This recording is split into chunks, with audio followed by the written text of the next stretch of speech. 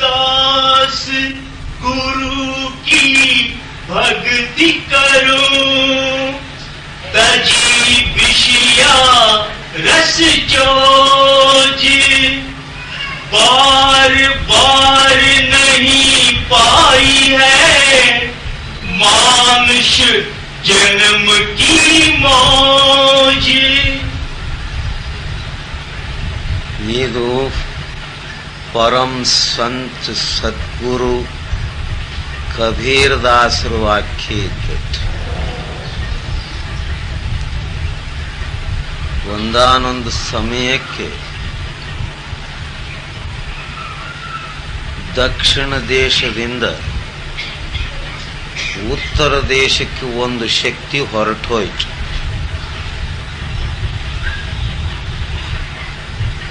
ಇದು ಕೆಲಸ ಮಾಡ್ತದೇನ?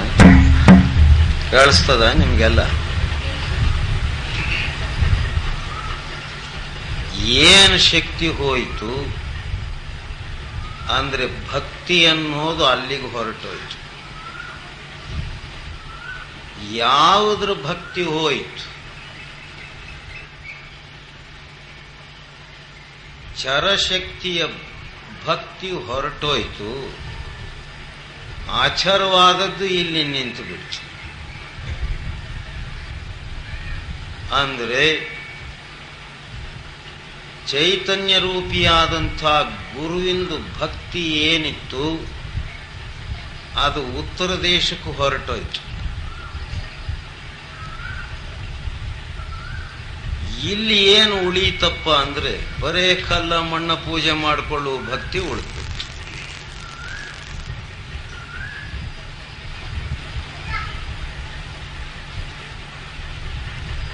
ನಾಲ್ಕು ಯುಗದ ಪ್ರಮಾಣ ಮಹನೀಯರು ಏನು ಹೇಳಿ ತಿಳಿಸ್ಯಾರೆ ಅಂದ್ರೆ, ಗುರು ಭಕ್ತಿ ಮಾಡಪ್ಪ ನೀನು ಹೇಳಿದ್ದು ಅವನು ಕೇಳ್ತಾನೆ, ಅವನು ಹೇಳುವುದು ನೀನು ಕೇಳ್ತಿ.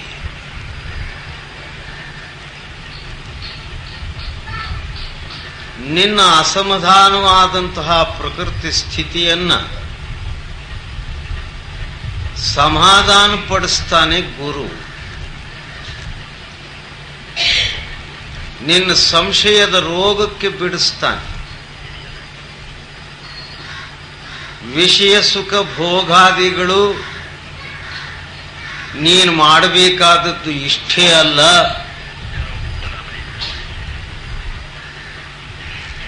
ಆ ಪರಮಾತ್ಮನ ಭಕ್ತಿಯನ್ನು ಮಾಡಂತ ಹೇಳಿ ತೋರಿಸಿಕೊಡ್ತಾನೆ. ಈ ವಿಷಯ ಸುಖ ಭೋಗಾದಿಗಳು ಪರಮಾತ್ಮನು ನಮಗೆ ಕೊಟ್ಟಿರತಕ್ಕಂಥ ಅಷ್ಟ ಐಶ್ವರ್ಯಗಳಲ್ಲಿ ಒಂದು. ಇದನ್ನೇನು ಅವನು ಬೇಡ ಅನ್ಲಿಲ್ಲ.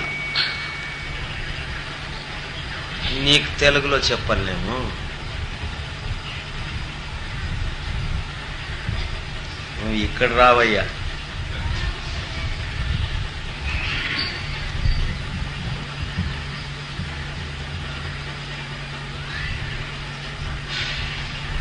ಇದು ಬಿಡು ಅಂತ ಯಾರು ಹೇಳಲಿಲ್ಲ.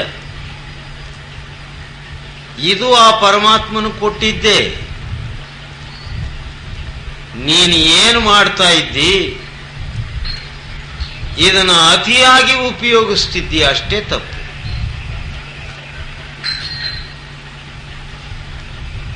ತಪ್ಪಾಗಿರುವುದು ಅತಿಯಲ್ಲಿ. ಆ ಅತಿಗೆ ಬಿಟ್ಟು ಬಿಡು. ಮಿತವಾಗಿ ಇವುಗಳನ್ನೆಲ್ಲ ಉಪಯೋಗಿಸುತ್ತ, ಹೇ ಪರಮಾತ್ಮನೇ, ಇದು ನನಗೆ ನೀನು ಕೊಟ್ಟಂತಹದ್ದು. ಇಲ್ಲದೆ ಹೋದ್ರೆ ಇಲ್ಲಿ ಯಾತ್ರದದ. ಇದೊಂದು ಎಡಾರಿ ಪ್ರಪಂಚ. ಇಲ್ಲಿ ಏನದು? ಇಲ್ಲಿಗೆ ನೀನು ಅವನ ಆಜ್ಞೆಗೆ ಮೀರಿ ಬಂದಿತ್ತಿ. ಆದರೆ ಅವನು ನಿನ್ನ ಮೇಲೆ ಏನು ಸಿಟ್ಟಾಗಲಿಲ್ಲ. ತಂದೆ ತಾಯಿಗಳ ಆಜ್ಞೆ ಮೀರಿ ಹೋದವನನ್ನ ಮತ್ತೆ ಅವನಿಗೆ ಹುಡುಕಿ ಇಲ್ಲಿ ಕರ್ತರ್ತಾರೆ. ಪೇಪರ್ನಲ್ಲೆಲ್ಲ ಫೋಟೋಗಳು ಹಾಕಿಸ್ತಾರೆ. ಇಂಥವನು ತಪ್ಪಿಸಿಕೊಂಡಾನೆ, ಹಿಡ್ಕೊಂಡು ಬಂದವರಿಗಿಷ್ಟು ಬಹುಮಾನ ಅಂತ ಇಲ್ಲಿ ತಂದೆ ತಾಯಿಗಳೇ ಹೇಳ್ತಾರೆ. ಅವರೂ ಹುಡುಕಾಡ್ತಾರೆ ಊಟ ತಿಂಡಿ ನಿದ್ರಾ ಬಿಟ್ಟು. ಅಂದ್ರೆ ಜಗತ್ಪಿತನಾದಂಥ ಪರಮಾತ್ಮನು ಅವನ ಮಾತು ಮೀರಿ ನೀನು ಈ ಕಡೆಗೆ ಬಂದ್ಬಿಟ್ರೆ ಅವನು ನಿನಗೆ ಮರೆತು ಬಿಟ್ಟಿದ್ದಾನೆ ಅಂತ.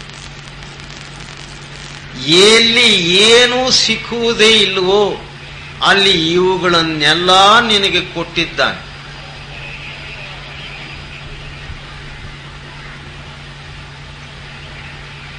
ಏನೂ ಇಲ್ಲ ಇಲ್ಲಿ.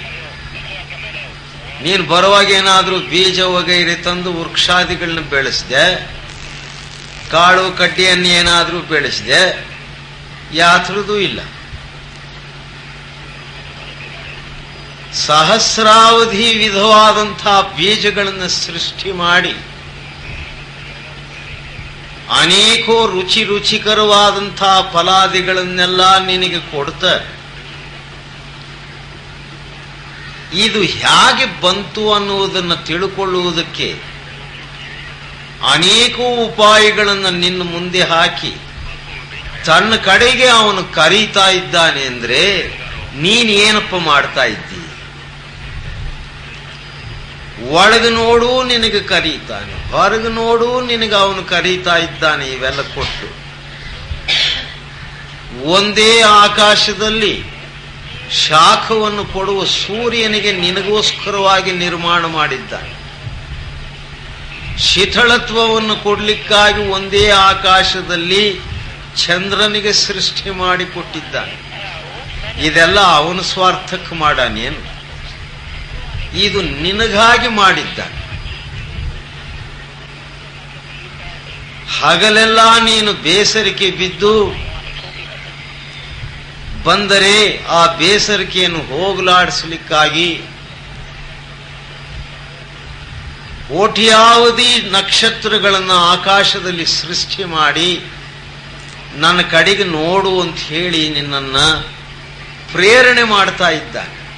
ಇವು ಯಾರು ನೋಡಿದ್ದಾರೆ? ಇವು ಸೂರ್ಯನಿಗೆ ಯಾರು ನೋಡ್ತಾರೆ? ಅವನದು ನೆನಪೇ ನಮಗೆ ಇಲ್ಲ. ಚಂದ್ರನನ್ನ ಯಾರು ನೋಡ್ತಾರೆ? ಅದು ನಮಗೆ ಸ್ಮರಣೆಗೆ ಬರುವುದಿಲ್ಲ.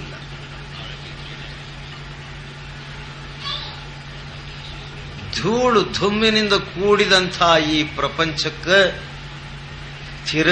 ತಿರುಗಾಡಿ ಜೀವಿತವೆಲ್ಲ ನೋಡಿ ಒಂದು ದಿವಸ ಯಾವುದೂ ನಿನ್ನ ಜೊತೆಗೆ ಬರುವುದಿಲ್ಲ, ಖಾಲಿ ಹೋಗ್ಬಿಡ್ತಿ. ನಿನ್ನ ಜನ್ಮ ನಷ್ಟ ಆಗಿ ಹೋಗ್ತದೆ. ಘಟಘಟದಲ್ಲಿ ಅವನು ವಾಸ ಮಾಡಿ ನಿನಗೆ ಚೈತನ್ಯವನ್ನು ತುಂಬುತ್ತಾ ನೀನು ನನ್ನವನು ಬಾ ಅಂತ ಹೇಳಿ ಕರೀತಾ ಇದ್ದಾನೆ.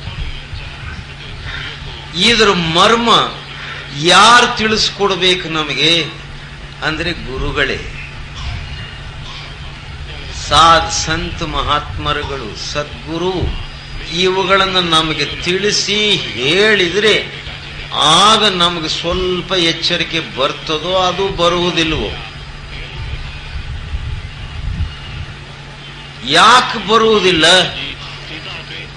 ಗುರುವಿನನ್ನು ನಮ್ಮಂತೆ ಮಾಡಿಕೊಂಡು ಬಿಡ್ತೇವೆ, ನಾವು ಗುರುವಿನಂತೆ ಆಗುವುದಿಲ್ಲ. ಸ್ವಾಮಿ ನಮ್ಮ ಮನೆಗೆ ಬರಬೇಕು ನೀವು ಅಂತ. ಪ್ರೇಮದ ವ್ಯಕ್ತಿ ಅದು ಗುರು. ಇವನು ಕರೆದ್ರೆ ಆ ಕರೆಯುವುದರಲ್ಲಿಯೇ ಪರಮಾತ್ಮನ ನಾಮ ಕೂಡಿಸಿ ಅವನನ್ನ ಕರೆಯುವ ಹಾಗೆ ಮಾಡ್ತಾನೆ. ಅದೇ ಗುರುವಿಂದು ಮಹತ್ವ. ಆದ್ರೆ ನಾವೆಲ್ಲ ತಿಳಿತೀವಿ,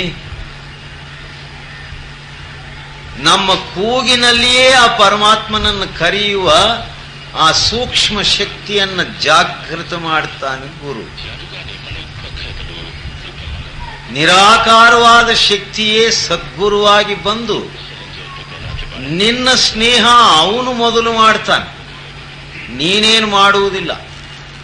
ಯಾಕಂದ್ರೆ ನಿನಗೆ ಸಂಶಯದ ರೋಗ.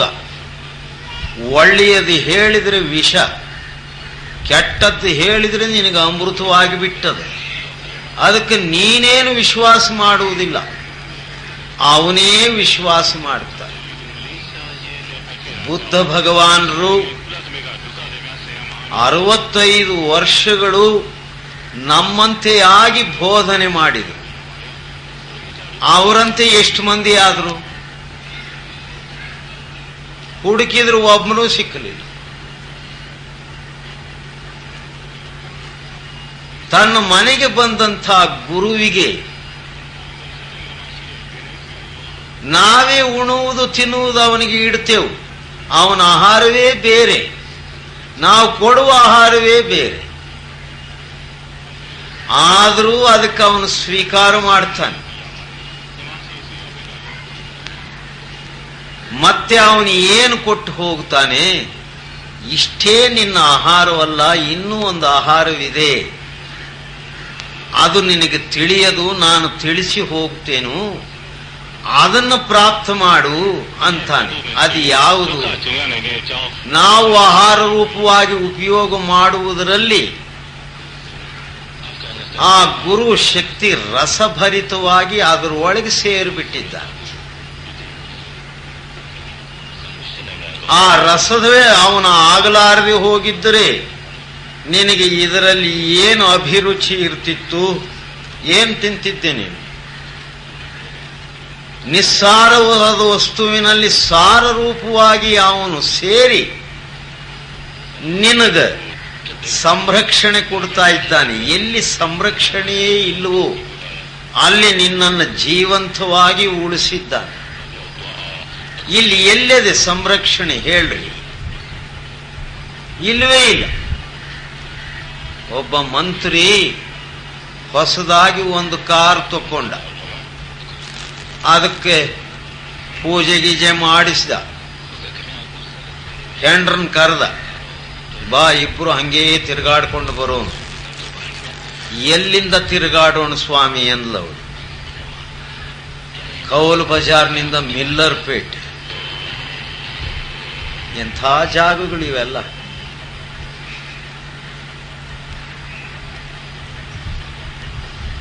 ಹೊಲಸು ಮನುಷ್ಯನು ವಾಸ ಮಾಡುವ ಜಾಗ ಹೇಗದೆ ಅಂದ್ರೆ, ಪ್ರಾಣಿ ಪಕ್ಷಿ ಕೋಟ್ಯಾದಿಗಳು ಸಹ ಇವರು ಬೀದಿಗಳಲ್ಲಿ ಇರುವುದಿಲ್ಲ, ಇಲ್ಲಿ ಬಂದು ಸೇರ್ತವೆ. ಗಿಡ ವೃಕ್ಷಗಳು ನೋಡಿ ಇಲ್ಲಿ ಬಂದು ಕೂಗುತ್ತಿರ್ತವೆ, ಅಲ್ಲೆಲ್ಲಿ ಕೂಗ್ತವೆ. ಈ ಮನುಷ್ಯರಿಗೆ ನೋಡಿ ಕಥೆಗಳು ಕೂಡ ದೂರ ಹೋಗಿ ನಿಲ್ತವೆ. ಎಂಥವ್ರ ಸಂಘದಲ್ಲಿ ಬಂದ್ಬಿಟ್ಟಿದ್ದೀವಪ್ಪ ನಾವು ಅಂತ ಹೇಳಿ ಅವು ಬೇಜಾರು ಬೀಳ್ತಾವೆ. ನಮಗೇನು ಬೇಸರಿಕೆ ಇಲ್ಲ.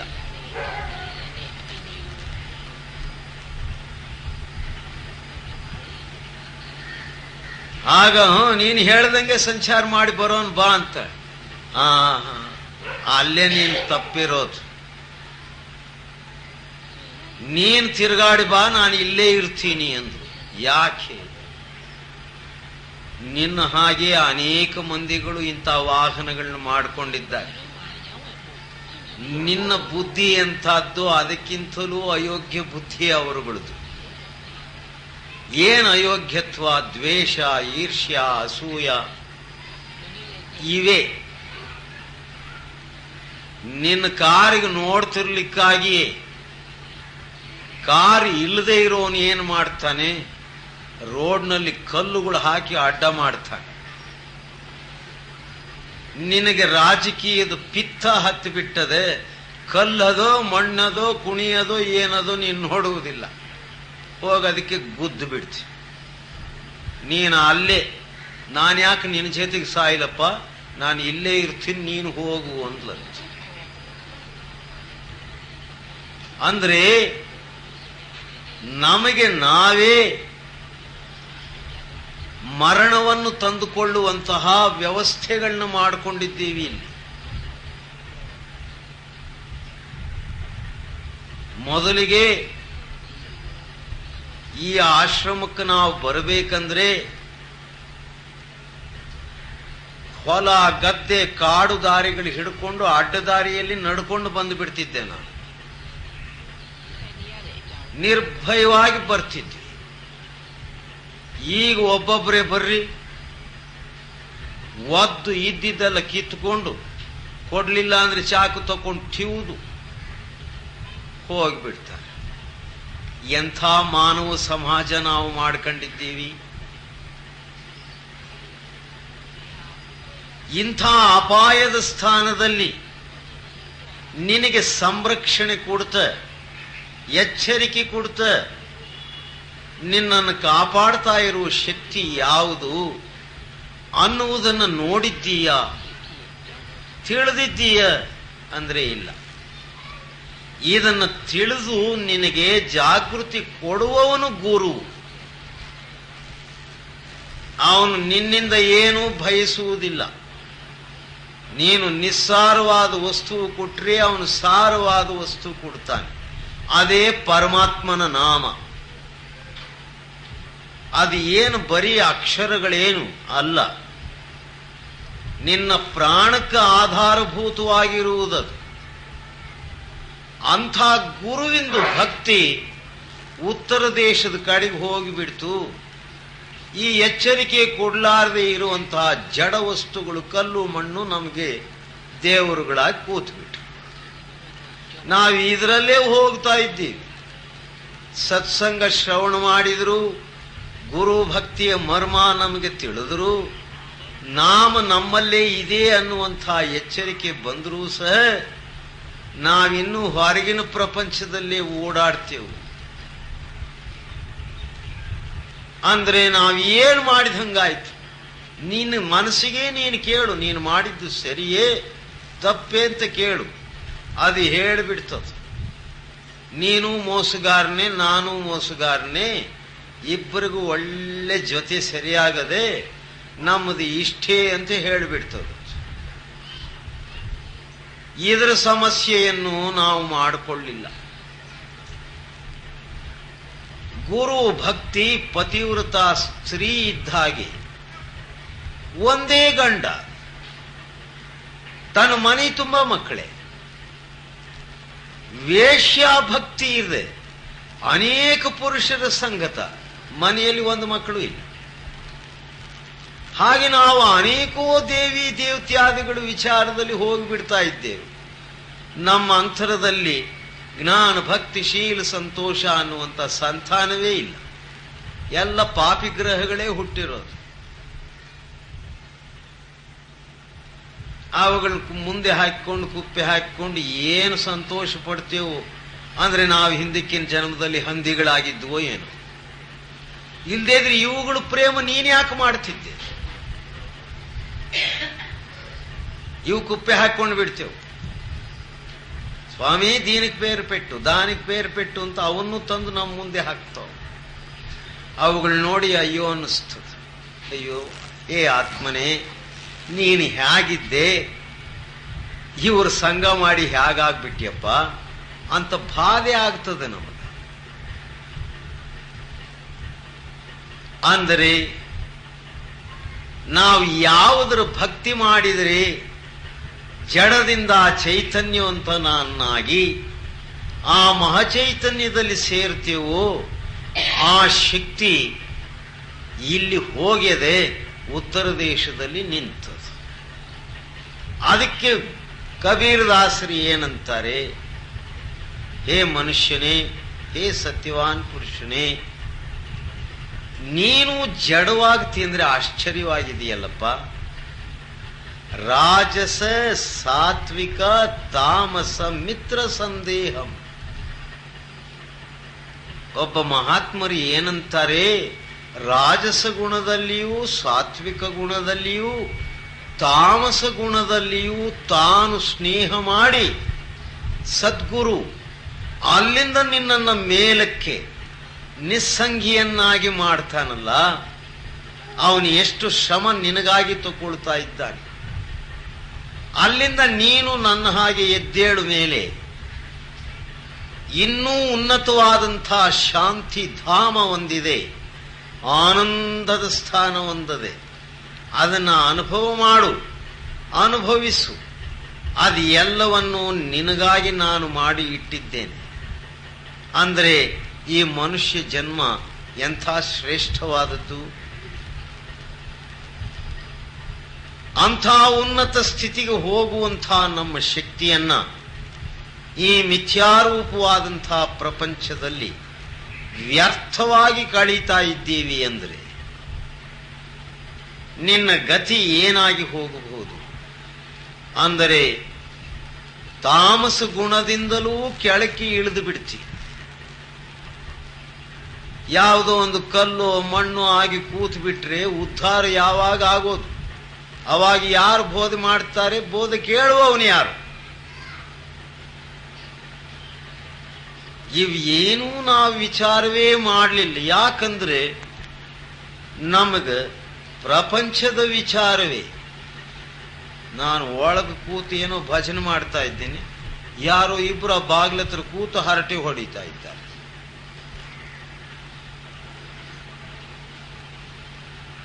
ಅವರಿಗೆ ಇದು ಸರಿ ಅಲ್ಲ. ಯಾಕೆ ಹೀಗೆ ವ್ಯರ್ಥ ಕಾಲ ಕಳೀತೀರ?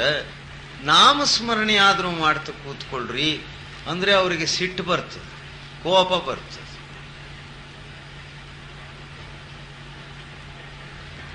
ಅಂದ್ರೆ ನಾವು ಎಂಥ ಗ್ರೇಡ್ಗೆ ಇಳಿದು ಬಿಟ್ಟಿದ್ದೀವಿ. ಅಂದ್ರೆ ಸಂಗತಕ್ಕೆ ಯಾಕೆ ಬರಬೇಕು? ಬಂದರೆ ಬರೀ ಕೈನಲ್ಲಿ ಹೋಗಬಾರದು. ಇಲ್ಲಿ ಅದರದು ಏನು ಸಾರ ವಸ್ತು ಇದೆಯೋ ಅದಕ್ಕೆ ತಕೊಂಡು ಹೋಗಬೇಕು. ಅಲ್ಲಿಂದ ಹೊರಗಿಂದ ಪ್ರಪಂಚದಿಂದ ಬರುವಾಗ ಅಲ್ಲಿ ಧೂಳು ದುಮ್ಮೆಲ್ಲ ತರ್ತೀಯಲ್ಲ ಇಲ್ಲಿಗೆ, ಇಲ್ಲಿಂದ ಹೋಗುವಾಗ ಸಾರವಾದ ವಸ್ತು ತಕೊಂಡು ಹೋಗಪ್ಪ ಅಂದ್ರೆ ನಮಗದು ಹಿಡಿಲಾರದೆ ಹೋದ್ರೆ ಭಕ್ತಿ ಅನ್ನುವುದು ಎಲ್ಲದೆ ಹೇಳ್ರಿ. ಅದಕ್ಕೆ ಏನಂತಾರೆ ಕಬೀರದಾಸರು ವಹೀಲೇರು, कबीरदास गुरु की भक्ति करो, तजी विषया रस चोज. ಇದು ಒಂದು ವಿಷಯ ರಸಾದಿಗಳು ಏನದೋ ಇದು ಮೊದಲಿಗೆ ಬಹಳ ಸಿಹಿಯಾಗಿ ಕಾಣಿಸ್ತದ. ಆಮೇಲೆ ಇದು ವಿಷವಾಗಿ ಪರಿಣಮಿಸಿ ನಿನಗೆ ಕೊಲ್ಲಿಬಿಡುತ್ತದೆ. ಅದಕ್ಕಾಗಿ ಏನಂತಾರೆ, ಇವುಗಳಲ್ಲಿ ಇನ್ನು ಎಷ್ಟು ದಿವಸ ಅಂತ ಇರ್ತೀಯಪ್ಪ ನೀನು? ಇದರಲ್ಲಿ ನಿನಗೇನು ಸಿಕ್ತು ಅನ್ನುವುದರ ಆಲೋಚನೆ ಮಾಡಿದ್ದೀಯ? ಇಲ್ಲ. ಉಮರ್ ಖಯಾಮ್ ಅಂತ ಹೇಳಿ ಒಬ್ಬರು ಮಹಾತ್ಮರು ಅರಬ್ ದೇಶದ ಕಡೆಗೆ ಆಗಿ ಹೋದ್ರು. ಆತನು ಒಳ್ಳೆ ರಾಜಸ ವ್ಯಕ್ತಿ, ಮಹಾನ್ ಕವಿ, ಅಷ್ಟೇ ಅಲ್ಲ ಒಳ್ಳೆ ಸಂತನೂ ಕೂಡ.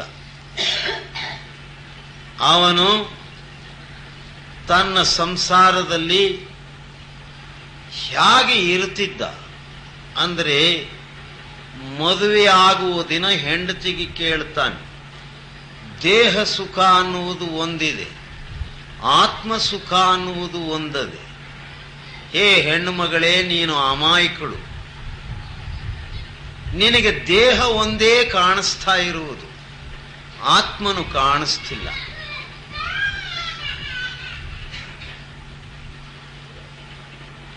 ಆ ಕಾಣಿಸದೇ ಇರುವುದನ್ನ ಕಾಣಿಸುವ ಹಾಗೆ ಮಾಡಿ ಅದರ ಸಂಗತ ನಾನು ಮಾಡಿಸಿಕೊಡ್ತೀನಿ. ನಿನಗೆ ಆತ್ಮ ಸುಖ ಬೇಕ, ಈ ದೇಹ ಸುಖ ಬೇಕಾ ಅಂತ ಕೇಳ್ತಾನೆ. ಅವಳು ಅಮಾಯಕಳು. ಅವಳು ಏನಂತಾಳೆ, ನಾನು ನಿನ್ನ ಚರಣದಲ್ಲಿ ದಾಸಿಯಾಗಿ ಬಂದಿದ್ದೀನಿ, ನನಗೆ ಯಾವ ವಿದ್ಯಾ ವಿಜ್ಞಾನ ಒಂದೂ ಗೊತ್ತಿಲ್ಲ, ನೀನು ಹೇಗೆ ಉಪಯೋಗಿಸಿಕೊಂಡ್ರೆ ಹಾಗೇನಪ್ಪ ಅಂತಾಳೆ. ಅವನು ಬಹಳ ಸಂತೋಷ ಪಡ್ತಾನೆ. ಅದೇ ಶರಣತ್ವ. ನಾವು ಯಾವತ್ತಾದ್ರೂ ಈ ಸಂಭಾಷಣೆ ಮಾಡಿದ್ದೇವ ಗಂಡ ಹೆಂಡ್ರು? ಹೇಳ್ರ? ನೀವು ಹೇಳ್ರಿ ಹೆಣ್ಮಕ್ಳು. ತಿರ್ಗ ನಾವು ಮನುಷ್ಯರು, ನಾವು ಓದಿದ್ದೇವು, ವಿದ್ಯಾವಂತರು. మాకంతా తెలుస్తుంది స్వామి. తెలిసిన తర్వాత యాలు వస్తారు ఇక్కడికి? అక్కడే ఉండండి.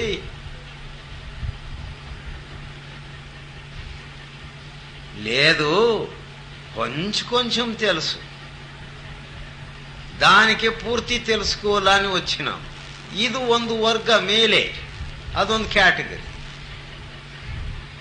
ಇನ್ನೊಂದು ಇರ್ತವ, ತಿಳಿದು ಮೂರ್ಖನಂತೆ ಹೋಗಿಬಿಡೋದು.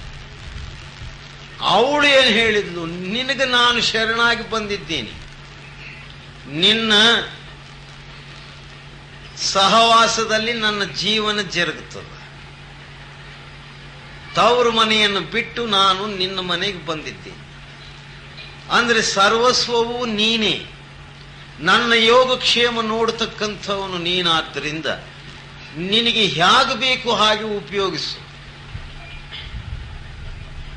ಆತನು ಬಹಳ ಸಂತೋಷ ಬಿದ್ದು ಏನಂತಾನೆ, ಈ ವಿಷಯ ಸುಖಾದಿಗಳನ್ನೆಲ್ಲ ತಿಳಿಸ್ಕೊಳ್ತಾ ಬರ್ತಾನೆ.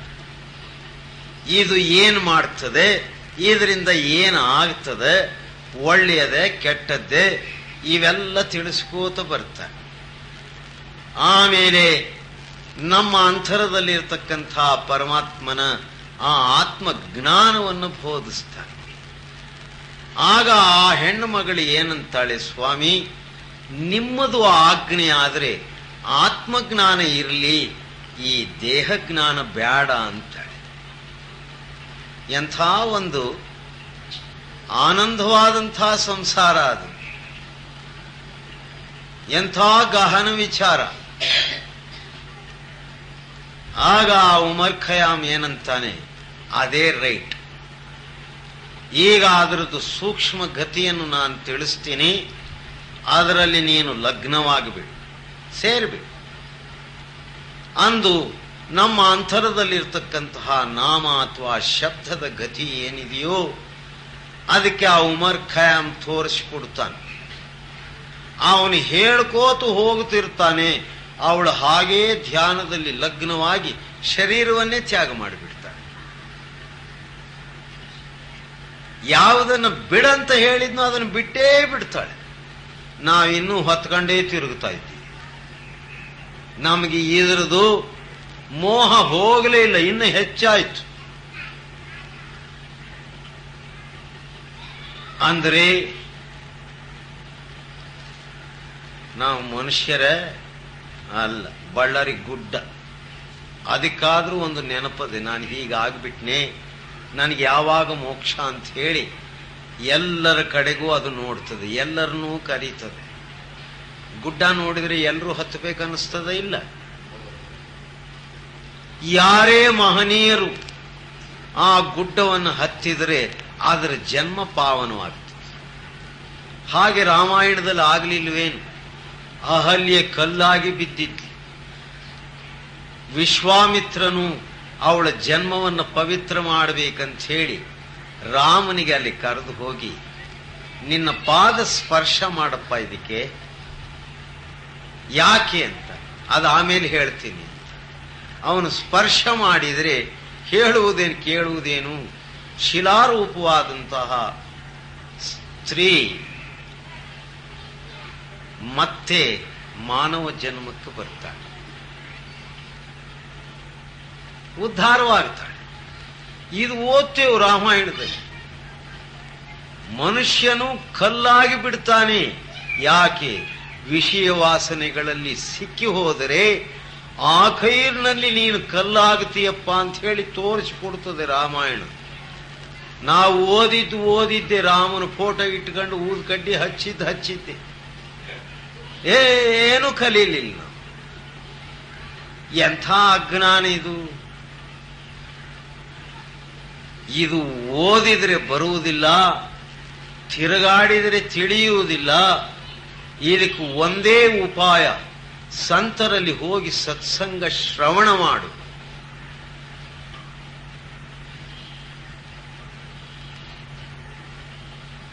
ಕೇಳುವ ಶಕ್ತಿ ಬಹಳ ಅದ್ಭುತವಾದದ್ದು.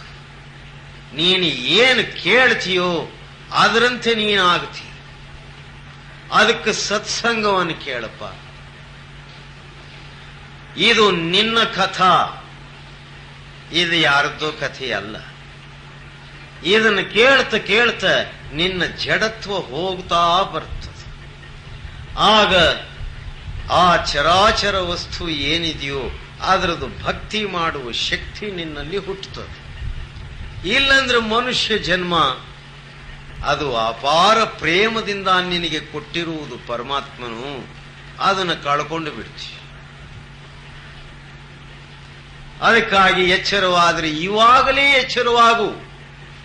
ಆ ಉಮರ್ ಖಯಾಮ್ ಹೆಂಡತಿ ಹೇಗೆ ಎಚ್ಚರವಾಗಿ ತನ್ನ ಚಿತ್ತವನ್ನ ಆ ನಾಮದಲ್ಲಿ ಕೂಡಿಸಿ ಆಗಿಂದಾಗಲೇ ದೇಹ ತ್ಯಾಗ ಮಾಡಿಬಿಟ್ಲು, ಹಾಗೆ ನೀನೂ ಆಗು. ಇಲ್ಲಂದ್ರೆ ಏನ್ ಪ್ರಯೋಜನ ಮನುಷ್ಯನಾಗಿ ಹುಟ್ಟಿ? ದೇವಿ ದೇವತ್ಯಾದಿಗಳು ಬಯಸ್ತಾರೆ ಈ ಶರೀರವನ್ನ, ಅವರಿಗೆ ಸಿಕ್ಕಲಿಲ್ಲ, ನಿನಗೆ ಸಿಕ್ಕದ. ರಾಮನಾಮದ ಮಹಿಮೆ ಹೇ ಪಾರ್ವತಿ ನೀನು ಇವಾಗ ತಿಳಿ. ಯಾಕಂದ್ರೆ ಈ ಭವವನ್ನ ಪಾರು ಮಾಡುವ ಶರೀರ ಈಗ ನಿನಗೆ ಸಿಕ್ಕಿದೆ. ಇದೊಂದು ಪಡವ, ಈ ದೇಹ ಈ ಭವಸಾಗರವನ್ನು ದಾಟಲಿಕ್ಕೆ ಇದೊಂದು ಪಡವ, ಒಂದು ದೋಣಿ. ಇದು ಯಾರಿಗೂ ಸಿಕ್ಕಲಿಲ್ಲ, ನಿನಗೆ ಸಿಕ್ಕಿದೆ. ಈಗ ಐಶ್ವರ್ಯ ಸಂಪತ್ತ ಅಂತ ಹೇಳಿ ನೀನು ಅದರೊಳಗೆ ಚಿತ್ತ ಕೂಡಿಸಿ ಮೆರಿಬೇಡ, ಮರುಳಾಗಬೇಡ, ಎಚ್ಚರವಾಗು. ಆ ರಾಮನಾಮದ ಸ್ಮರಣೆ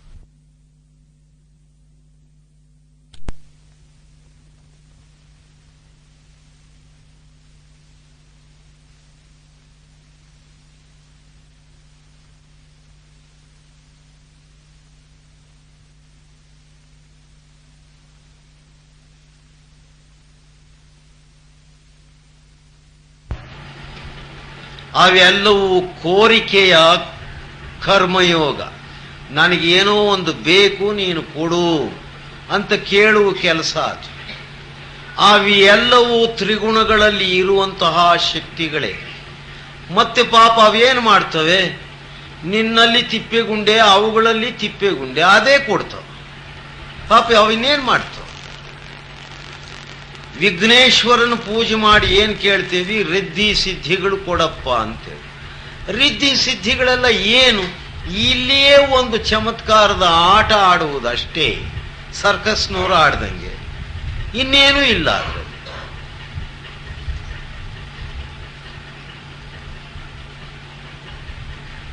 ನಮಗೊಬ್ಬ ಗುರು ಸಿಕ್ಕಿದ್ದ. ಆತನು ಹಠಯೋಗಿಗಳು, ರಿದ್ಧಿ ಸಿದ್ಧಿಗಳು ಅವರಿಗೆ ಸಿಕ್ಕಿದ್ದು. ಅವರು ಹಸಿವಾದ್ರೆ ಏನು ಮಾಡೋದು?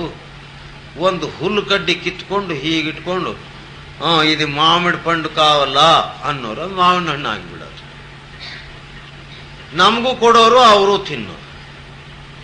ಒಂದು ದಿವಸ ನಾನು ಕೇಳಿದೆ, 4 ವರ್ಷ ನಿಮ್ಮ ಸೇವಾ ಮಾಡಿದೆ, ಮಾವಿನ ಹಣ್ಣು ಕೊಡದೇ ಇದ್ರು ಹೋಗ್ಲಿ, ಒಕ್ಕ 2 ಪಂಡೈನ ಈ ವಯ್ಯ ಅಂತ ಕೇಳಿ. ಅವ್ರು ನಗ್ತಾ ನಗ್ತಾ ಆ ಸೂಕ್ಷ್ಮ ಮಂತ್ರವನ್ನ ನನಗೂ ಬೋಧಿಸಿ, ನೀನು ಹೀಗೆ ಯಾವುದೇ ಕೈನಲ್ಲಿ ಹಿಡಿದ ವಸ್ತು ತಕೊಂಡು ನನಗಿಂಥದ್ದಾಗಬೇಕಂದ್ರೆ ಆಗ್ತದೆ ಅಂತ ಹೇಳಿ ಕೊಟ್ಬಿಟ್ಟು ಪಾಪ. ಯಾಕೆ? 4 ವರ್ಷ ಸೇವಾ ಮಾಡಿದ್ದು. ಅಂದ್ರೆ ನಾವು ಮಾಡ್ಕೋತ ಹೋಗ್ಬೋದಲ್ಲ. ಆಗ ಆಲೋಚನೆ ಬಂತು, ನಮ್ಮ ಬುದ್ಧಿ ತ್ರಿಗುಣದಿಂದ ಮೇಲಕ್ಕೆ ಹತ್ತಿದ್ದರೆ ಈ ಕೆಳಗಿಂದ ಯಾವುದನ್ನೂ ಕೋರುವುದಿಲ್ಲ. ಇನ್ನು ಇಲ್ಲೇ ಅಡ್ಡಾಡ್ತಿದ್ರೆ ನಾನು ಅದೇ ಬೊಂಬೆ ಆಟ ಆಡೋದೆ, ಅದರಲ್ಲಿ ತೃಪ್ತಿ ಇಲ್ಲ, ಆಕರ್ಷಿತ ಹೆಚ್ಚು, ಅಭಿಮಾನ ಅಹಂಕಾರ ಕೂಡುವುದು ಹೆಚ್ಚು. ಓಹೋ, ಇದು ನಮಗೆ ಬೇಡ ಅಂದು ಅವ್ರ ಹತ್ರ ಮತ್ತೆ ಹೋಗಿ, ಸ್ವಾಮಿ ನಿನ್ನ ಮಂತ್ರ ನೀನು ಹಿಂದಕ್ಕೆ ತಕ ಅಂತ ಹೇಳಿ ಅವನು ಏನು ಕೊಟ್ಟಿದ್ನೋ ಅವನ ಕಿವಿಯಾಗೆ ಊದಿ ಎದ್ದು ಬಂದ್ಬಿಟ್ವಿ. ಅವ್ರು ನಾನು ಹೋಗ್ತಾ ಇದ್ರೆ ಗಟ್ಟಿಯಾಗಿ ಆಶೀರ್ವಾದ ಮಾಡ್ತಾರೆ. ಏನು ಆಶೀರ್ವಾದ ಮಾಡ್ತಾರೆ? ಈ ಬಲೆಯಿಂದ ನೀನು ತಪ್ಪಿಸಿಕೊಂಡಿದ್ದಿ, ನೀನು ಉದ್ಧಾರವಾಗು ಅಂತ ಕೂಗ್ತಾ ಇದ್ದಾನೆ. ಎಂಥ ಪ್ರೇಮ ಇರಬಹುದು? ಅದಕ್ಕೆ ಇವುಗಳಲ್ಲಿ ಸಾರ ತುಂಬಿರತಕ್ಕಂಥ ರಾಮನಾಮದ ಚಿಂತಾ ಮಾಡು ಪಾರ್ವತಿ. ನಾನು ಯೋಗಿಗಳಿಗೆ ಯೋಗಿರಾಜನೇ ಇರಬಹುದು, ಆದರೆ ನನ್ನ ಪ್ರಾಣಕ್ಕೆ ಆಧಾರವಾಗಿರ್ತಕ್ಕಂತಹ ಆ ನಾಮ ಇದೆಯಲ್ಲ, ಅದು ಎಲ್ಲರಿಗೆ ರಾಜರಿಗೆ ರಾಜ್ಯ. ಅದರ ಆಶ್ರಯದಲ್ಲಿ ಇರು, ಇನ್ಯಾವುದರ ಚಿಂತೆಯನ್ನು ಮಾಡಲಿಕ್ಕೆ ಹೋಗಬೇಡ. ದಾಸಶ್ರೇಷ್ಠರು ನಮಗೆ ಇದೇ ತಿಳಿಸ್ಯಾರೆ. ರಾಮ ಮಂತ್ರವ ಜಪಿಸೋ ಹೇ ಮನುಜ, ಆ ಮಂತ್ರ ಈ ಮಂತ್ರ ಜಪಿಸಿ ನೀ ಕೆಡಬೇಡ. ಸೋಮಶೇಖರ ತನ್ನ ಸತಿಗೆ ಪೇಳಿದ ಮಂತ್ರ. ಆ ಶಂಕರನೇ ತನ್ನ ಹೆಂಡತಿಗೆ ಬೋಧಿಸಿದ ಮಂತ್ರ ಏನಿತ್ತೋ ಅದನ್ನ ನೀನು ಜಪ ಮಾಡು, ಸ್ಮರಣೆ ಮಾಡು. ಯಾವ್ಯಾವುದೋ ಜಪ ಯಾಕೆ ಮಾಡ್ತಿ? ನಿನ್ನ ಶ್ವಾಸವೇ ಜಪಮಾಲೆ. ಒಂದು ದಿವಸಕ್ಕೆ 21,600 ಶ್ವಾಸಗಳು ಒಳಗೆ ಹೋಗ್ತದೆ, ಹೊರಗೆ ಬರ್ತದೆ. ಅದರ ಕಡೆಗೆ ಯಾವತ್ತಾದ್ರೂ ಒಂದು ದಿವಸ ನೋಡಿದ್ದೀಯಾ ನೀನು? ಮುಖ ನೋಡ್ಕೋ, ಕೈಕಾಲು ಮುಖ ನೋಡ್ಕೋ, ಮೀಸೆ ತಿರುವು, ಇಷ್ಟೇ ಕೆಲಸ ಮಾಡಿದೆ. ಇದಕ್ಕೆಲ್ಲ ಆಧಾರ ಕೊಟ್ಟಿರೋದು ಆ ಶ್ವಾಸ. ಒಂದು ಶ್ವಾಸ ಒಳಕ್ಕೆ ಹೋಗಿದ್ದು ಅಲ್ಲೇ ನಿಂತು ಬಿಟ್ರೆ ಗೋವಿಂದ ನೀನು. ಅವಾಗ ಯಾವ ಕನ್ನಡಿಯಾಗ ನಿನ್ನ ಮುಖ ನೋಡ್ಕೊಂತೀಯಪ್ಪ? ನಿನ್ನ ಮುಖಾನೇ ಯಾರೋ ನೋಡ್ರು. ಯಾರು ಮನೆ ಪಕ್ಕದಲ್ಲಿ ಸತ್ತಿರ್ಲಿಕ್ಕೆ ಹುಡುಗರಿಗೆಲ್ಲ ಹೇಳಿದೆ, ಆ ಕಡೆ ಹೋದಂಡಿ ವಾಕ್ಲೇಸ್ಕೊ ಲೋಪಲಿಕ್ಕೆ ರಾಂಡಿ ಯಾಲ ಅದು ದೈವಮೋ ಪೀಡೋ ಪಿಶಾಚಿ ಪಟ್ಕೊಂಡು ನೋಡಿದೆ. ಆ ಶ್ವಾಸ ಇದ್ದರೆ ನೀನು ಏನಾದರೂ ಆಗಬಲ್ಲೆ. ಆ ಶ್ವಾಸ ಒಳಗೆ ನಿಂತು ಹೋಯ್ತು ಗೋವಿಂದ, ಹೊರಗೆ ನಿಂತು ಹೋದ್ರು ಗೋವಿಂದೆ. ಅಂದ್ರೆ ನೀನು ಯಾವ ಆಧಾರದಲ್ಲಿ ಬದುಕಿದ್ದಿ ವಿಚಾರ ಮಾಡು. ಸದಾಶಿವ ಬ್ರಹ್ಮೇಂದ್ರರು ಅನ್ನೋ ಮಹಾತ್ಮರು ಏನಂತಾರೆ? ಖೇಲಥಿ ಬ್ರಹ್ಮಾಂಡೇ, ಭಗವಾನ್ ಖೇಲಥಿ ಬ್ರಹ್ಮಾಂಡೇ ಅಂದರು. ಅಂಡ ಪಿಂಡ ಬ್ರಹ್ಮಾಂಡಾದಿಗಳಲ್ಲಿ ನಿನ್ನ ಆಟವೇ ನಡೀತಾ ಇರೋದು. ಅದನ್ನ ಗುರು ನನಗೆ ತಿಳಿಸಿ ಆ ಆಟದಲ್ಲಿ ನೀನು ಒಬ್ಬ ಆಟಗಾರನು ಆಗುವಂತ ಸೇರಿಸ್ಬಿಟ್ಟ. ಆಗಲೇ ಗೊತ್ತಾಗಿದ್ದು ನನಗೆ ನಿನ್ನದೇ ಎಲ್ಲವೂ ಆಟ. ನೀನು ಇರಲಾರದೆ ಹೋದ್ರೆ ಇದು ಏನೂ ಕೆಲಸಕ್ಕೆ ಬರುತ್ತೆ, ಜಡವಾಗಿ ಬಿದ್ದು ಹೋಗ್ತದೆ. ಹಂಸ ಸೋಹಂ, ಹಂಸ ಸೋಹಂ, ಸೋಹಂ ಹಂಸಮಿತಿ. ಆತನೇನು ದೊಡ್ಡ ಜ್ಞಾನಿ ಅಲ್ಲ, ಅನುಭವದಲ್ಲಿ ಬಂತೇನೋ. ಅವನು ರಚನೆ ಮಾಡಿರುವ ಒಂದೊಂದು ಕೀರ್ತನೆಗಳಿಗೂ ಸಹ ಆ ಪರಮಾತ್ಮನೇ ಶರಣಾಗಿ ಅವನಲ್ಲಿ ಬಿದ್ದಿರಬೇಕು. ಅಂಥ ಕೀರ್ತನೆಗಳು ಮಾಡಿದ್ದಾನೆ. ಹೇಗೆ ಬಂತ ಅವನಿಗೆ? ಅದೇ ಗುರುಭಕ್ತಿ, ಅಲ್ಲಿಂದ ಅವನಿಗೆ ಬಂತು.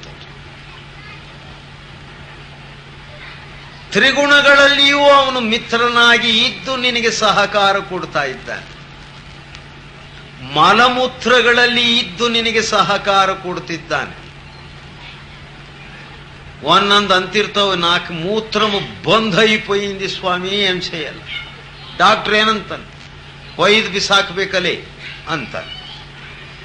వాత పెద్దది పడుతుంది నీకు 10,000 ಅಂತ. ಮತ್ತೆ ಆ ಮೂತ್ರವನ್ನು ಹೊರಕ್ಕೆ ತಳ್ಳೋನು ಯಾರು? ನೀನೇ. ನಿನಗೆ ಮೂತ್ರಪಿಂಡ ಎಲ್ಲದೇ ಗೊತ್ತಿಲ್ಲ, ನೀನೇನು ಅದನ್ನು ತಳ್ಳೋದು. ಅದ್ರ ಫಂಕ್ಷನ್ ಏನು ಗೊತ್ತಿಲ್ಲ. ಹಾಡು ಮೂಳು ಕುಡಿದು ಬಿಡ್ತೇವೆ, ಅದು ಹೊರಕ್ಕೆ ಹೋಗೋದು ಹೇಗೆ? ಅದರ ಆಲೋಚನೆ ಯಾರಿಗೂ ಇಲ್ಲ. ಮಲ ವಿಸರ್ಜನೆ ಮಾಡ್ತೇವೆ, ಏನೇನೋ ತಿಂದು ಬಿಟ್ಟು. ಆ ಕ್ರಿಯೆಯನ್ನು ಮಾಡೋರು ಯಾರು ಒಳಗೆ? ಆ ನಾಮ ನಿನಗೋಸ್ಕರವಾಗಿ ತಾನು ಆ ಕೆಲಸ ಮಾಡ್ತಾ ಇದ್ದೆ. ಅಂದ್ರೆ ನಿನ್ನ ಶರೀರದ ಪ್ರತಿಯೊಂದು ಕೆಲಸವನ್ನು ಸಹ ಆ ನಾಮ ನಡೆಸ್ತಾ ಇದೆ. ಅಂದ್ರೆ ಅದಕ್ಕೆ ನೀನು ಯಾವತ್ತಾದ್ರೂ ವಿಚಾರ ಮಾಡ್ಕೊಂಡಿದ್ದೀಯಾ? ಏನೇನೂ ಓದ್ತಿಯಲ್ಲೋ ಹುಚ್ಚ. ಆ ಓದಿನಲ್ಲಿ ಏನಿದೆಯೋ ಏನೂ ಇಲ್ಲವಲ್ಲ. ಅದು ಪರಾಯಕರ ಜ್ಞಾನ, ನಿನ್ನ ಜ್ಞಾನವಾಯಿತೇ. ಎಷ್ಟು ದಿವಸ ಇನ್ನೊಬ್ಬರ ಆಶ್ರಯದಲ್ಲಿ ನೀನು ಬದುಕ್ತಿ? ನಿನ್ನ ಕಾಲಿನ ಮೇಲೆ ನೀನು ನಿಲ್ಲುವುದು ಯಾವಾಗ? ಆ ಸ್ವಾತಂತ್ರ್ಯತೆ ನಿನಗೆ ಬೇಡವೇ? ನಿನ್ನ ಓದುಗಳಿಗೆಲ್ಲ ಏನು ಮಾಡಬೇಕು? ಮೌಲಾನಾ ರೂಮ್ ಅಂತ ಹೇಳಿ ಒಬ್ಬರು ಮಹಾತ್ಮರಾಗಿ ಹೋದರು. ಆತನು ಒಂದು ಗ್ರಂಥ ಬರೆದ. ಅದರೊಳಗೆ 10,70,600 ಶ್ಲೋಕಗಳಿದೆ. ಅದನ್ನು ಬರೆದು ತಾನೇ ಓದ್ತಾ ಕೂತಿದ್ದ. ಇಂಥದ್ದು ಯಾರೂ ಬರೆದಿಲ್ಲ, ನಾನು ಬರೆದಿದ್ದೀನಿ. ನನ್ನನ್ನು ಈ ಪ್ರಪಂಚ ಬಹಳ ಗೌರವದಿಂದ ನೋಡಿ ಮಾನ ಸನ್ಮಾನ ಮಾಡುತ್ತದೆ ಅನ್ನುವ ಅಭಿಮಾನದಿಂದ ಓದ್ತಾ ಕೂತಿದ್ದ. ಅಲ್ಲಿಗೆ ಒಬ್ಬರು ಮಹಾತ್ಮರು ಬಂದರು. ಅವರು ಶಮ್ಸ್ ತಬ್ರೇಜ್ ಅಂತ. ಶಮ್ಸ್ ಅನ್ನೋದು ಊರು, ತಬ್ರೇಜ್ ಅಂತ ಹೇಳಿ ಅನ್ನುವುದು ಅವನ ಹೆಸರು. ನಮ್ಮ ತೆಲುಗುನವರು ಹೆಸರಿಟ್ಕೊಳ್ತಾರೆ, ಕನ್ನಡದವರು ಹಾಗಿಟ್ಕೊಳ್ಳಲ್ಲ. ಏಮಂಡಿ ಮೀ ಪೇರು ಅಂದ್ರೆ ತಟಕ್ಕೆ ನಮ್ಮ ಹೆಸರು ಹೇಳಿಬಿಡ್ತೇವೆ. ತೆಲುಗುನವ್ರಿಗೆ ಬೊಲೆ ಗರ್ವ. ಅವ್ರು ಹೇಗೆ ಹೇಳ್ತಾರೆ ಹೆಸರು? ತೆನ್ನೇಟಿ ವಿಶ್ವನಾಥಂ. ಇದು ಹೇಳಿದ್ರ ತೆನ್ನೇಟಿ? ನಮ್ಗೆ ಆಶ್ಚರ್ಯವಾಗ್ತದೆ. ಅದು ಬಿರುದಾಂಕಿತ. ಇನ್ನ ಬಹಳ ವಿಚಿತ್ರವಾಗಿರ್ತವೆ ಅವ್ರ ಹೆಸರು. ನಾವಿದ್ದಿದ್ದು ಸಾಫ್ ಸೀದಾಗಿ ನನ್ನ ಹೆಸರು ಲಕ್ಷ್ಮಣ ಅಂತ ಹೇಳಿಬಿಡ್ತೇವೆ. ಆಮೇಲೆ ನಮ್ಮ ಕೊಂಪಿಗಳು ಕೇಳಿದ್ರೆ ಹೇಳೋದು. ಇವ್ರು ಹಾಗಲ್ಲ, ಅದೊಂದು ಟೈಟ್ಲ್ ಇದ್ದಂಗೆ ಅವ್ರಿಗೆ. బాపట్ల నరసింహులు. ఏం బాపట్ల? అది ఒక కొంప. అక్కడ ఇదే మన్ను, ఇదే నీడు, ఇదే ధూళు దుమ్మ, ఇదే రాగులు, ఇదే సజ్జలు, ఇదే భీము. ఇంకేడుంది అక్కడ? బాపట్ల నరసింహులు అంటే ಅಬ್ಬಬ್ಬಬ್ಬ. ಹಾಗಂದು ಮೀಸೆ ತಿರುತ್ತಾನ. ಒಳಗೆ ಏನೂ ಇಲ್ಲ, ಬಂಡವಾಳ.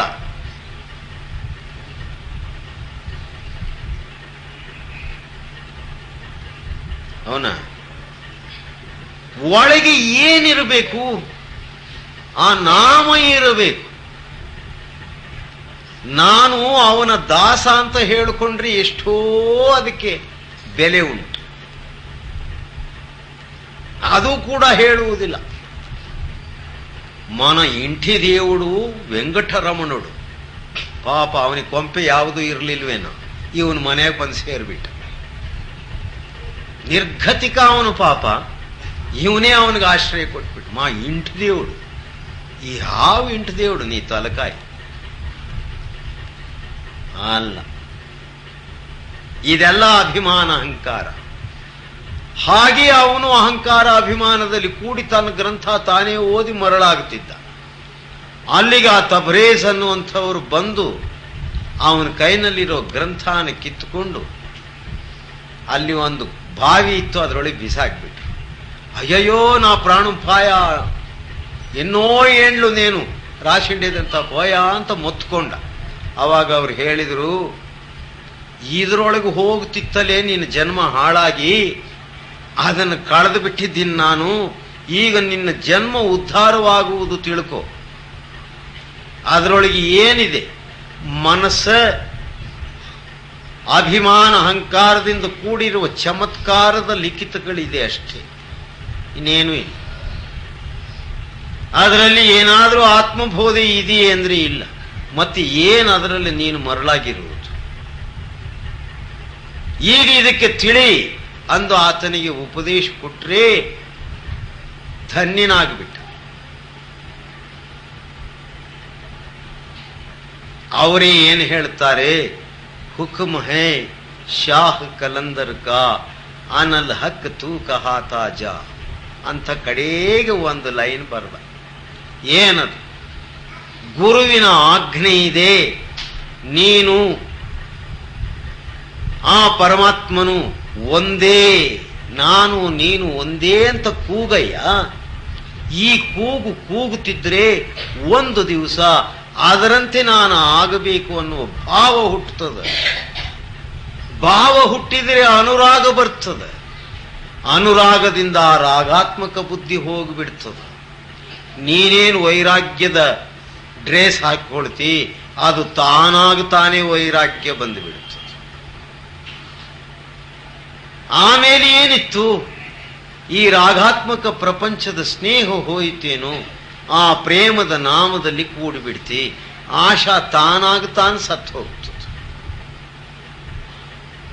ಇದು ಸಂತರ ಬೋಧೆ. ಇದು ನಿನಗೆ ಹಿಡಿಸ್ತೆ, ವಿಚಾರ ಮಾಡು. ಹಿಡಿಸಲಿಲ್ಲ, ಎದ್ದೋಗು. ಭಾವೇಸೋ ಭವಕೂ ಭವೋ, ಭಾವೇಸೋ ಹರಿಕೂ ಭಜೋ. ನಿನ್ನ ಭಾವನೆ ಯಾವ ಕಡೆಗೆ ಹೋದ್ರೆ ಅದರಂತೆ ಆಗಯ್ಯ. ನಾನೇನು ಬೇಡ ಅನ್ನೋದಿಲ್ಲ. ಯಾಕೆ ಬೇಡ ಅಂತೀನಿ? ಇದು ಸಿಕ್ಕುವುದು ಮನುಷ್ಯ ಜನ್ಮ ಅಪರೂಪ. ಇದನ್ನು ಸಾರ್ಥಕಪಡಿಸಿಕೊಳ್ಳುವ ವೇಳೆ ಇದು. ಇದನ್ನು ತಿಳಿದ ಮೇಲೆ ನಿನಗೆ ಯಾವುದು ಸರಿ ಹೋದ್ರೆ ಅದನ್ನು ಮಾಡು. ನಾನು ಅದನ್ನು ಬೇಡ ಅನ್ನೋದಿಲ್ಲ. ಅದೇ ಗೀತೆಯಲ್ಲಿ ಅರ್ಜುನನಿಗೆ ಬೋಧಿಸಿತ್ತು. ನಾನು ಏನು ವಿದ್ಯೆ ನಿನಗೆ ತಿಳಿಸ್ತೇನೋ ಅದನ್ನು ಮೊದಲು ಕೇಳು. ನಿನಗೆ ಇಷ್ಟವಾಯಿತೇ ಅದರಂತೆ ನಡ್ಕೋ. ಇಲ್ಲದಿದ್ರೆ ನಿನ್ನ ಇಷ್ಟಾನುಸಾರ ಹೋಗ್ಬಿಡಯ್ಯ, ನಾನೇನು ಅಡ್ಡಿ ಮಾಡುವುದಿಲ್ಲ. ಆದರೆ ಕೆಲವು ಗುರುಗಳು ಅವ್ರ ಸ್ವಾರ್ಥಕ್ಕೆ ನಿನ್ನ ಉಪಯೋಗಿಸಿಕೊಂಡು బాగా చేయి, ఒక్కే పెండ్లామేమి ఇంకా ఒకటి పెళ్లి చేసుకో, సంతానాన్ని వృద్ధి చేసుకోప, పరమాత్ముడు ఇచ్చేది అది. ಎಂತ ಮಾತಪ್ಪ, ಪರಮಾತ್ಮ ಕೊಡ್ತಾನಂತೆ ಪಾಪಿಗ್ರಹಗಳನ್ನೆಲ್ಲ. ಯಾವನು ಹೇಳ್ದ ಇವನು ಅದನ್ನೇ ಮಾಡ್ಕೋತ ಹೋಗ್ಬಿಟ್ಟು. ನಮ್ಮ ಗುರುಗಳೆಲ್ಲ ಇಂಥವ್ರೆ. ఏదో కష్టం వచ్చింది స్వామి, ఏం చేయాల, ಏನಿಲ್ಲಪ್ಪ ನಾಮದ ಸ್ಮರಣೆ ಮಾಡುವಂತ ಸಂತರಂತಾರೆ. ಅದು ನಮಗೆ ಹಿಡಿಸುವುದಿಲ್ಲ. ಅವಾಗ ಏನ್ ಮಾಡ್ತಾನೆ? ನನ್ನಲ್ಲಿ ಅದು ಇಲ್ಲಪ್ಪ, ನಿನ್ನ ಕಷ್ಟವನ್ನು ದೂರಪಡಿಸುವುದಕ್ಕೆ ಸಾಧ್ಯ ಇಲ್ಲ, ಯಾರಾದರೂ ಬ್ಯಾರೆಯವರು ಇದ್ದಾರೇನೋ ಅವರಲ್ಲಿ ಹೋಗಪ್ಪ ಅಂತ. ಇವನು ಇನ್ನ ಒಂದು ಹೆಜ್ಜೆ ಇಡಕ್ಕಿಲ್ಲ, ಆಗಲೇ ತಯಾರುಗಳು ಇವು ಹೊರಗಿನ ಗುರುಗಳು.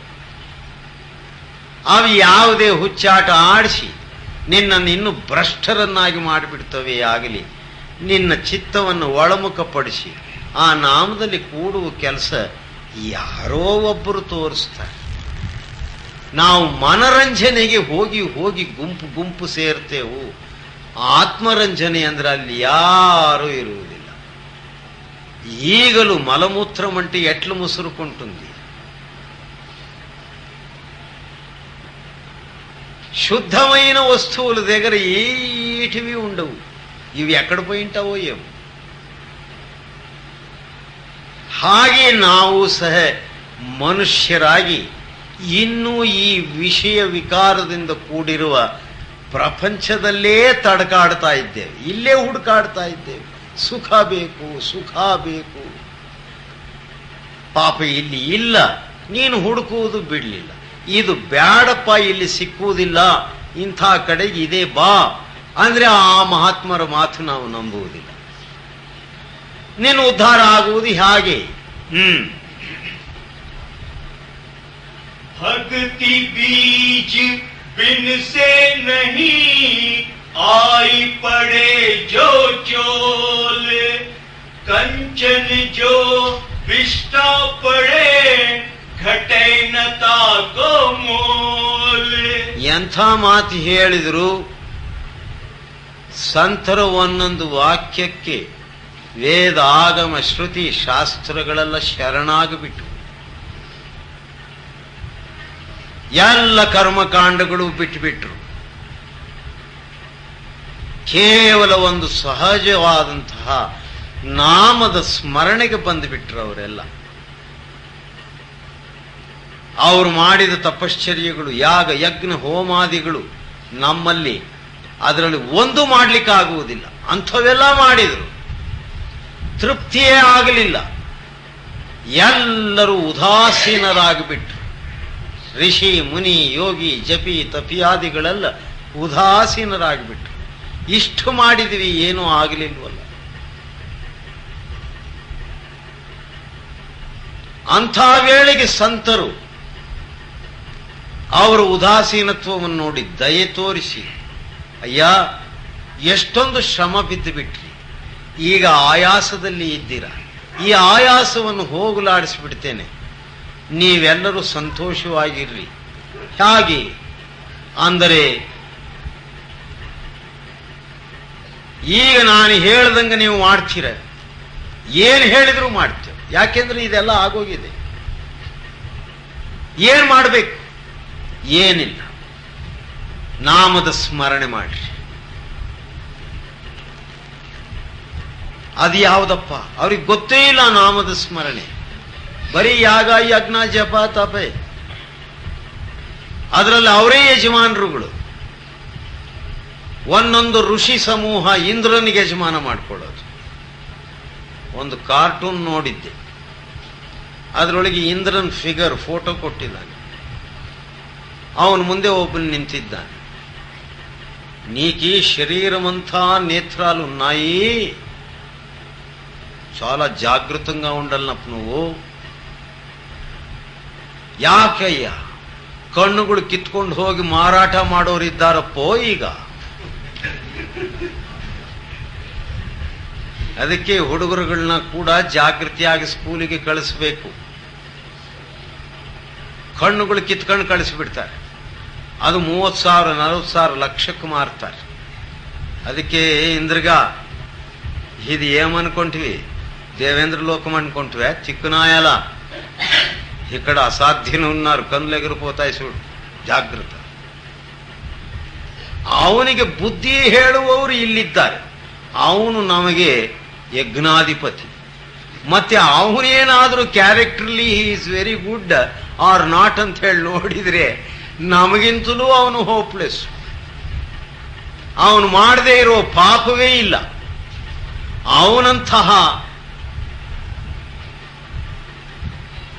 ಅಸೂಯಾಪರನು ಇನ್ನೊಬ್ಬನಿಲ್ಲ. ಅವನು ನಮಗೆ ದ್ಯಾವರು.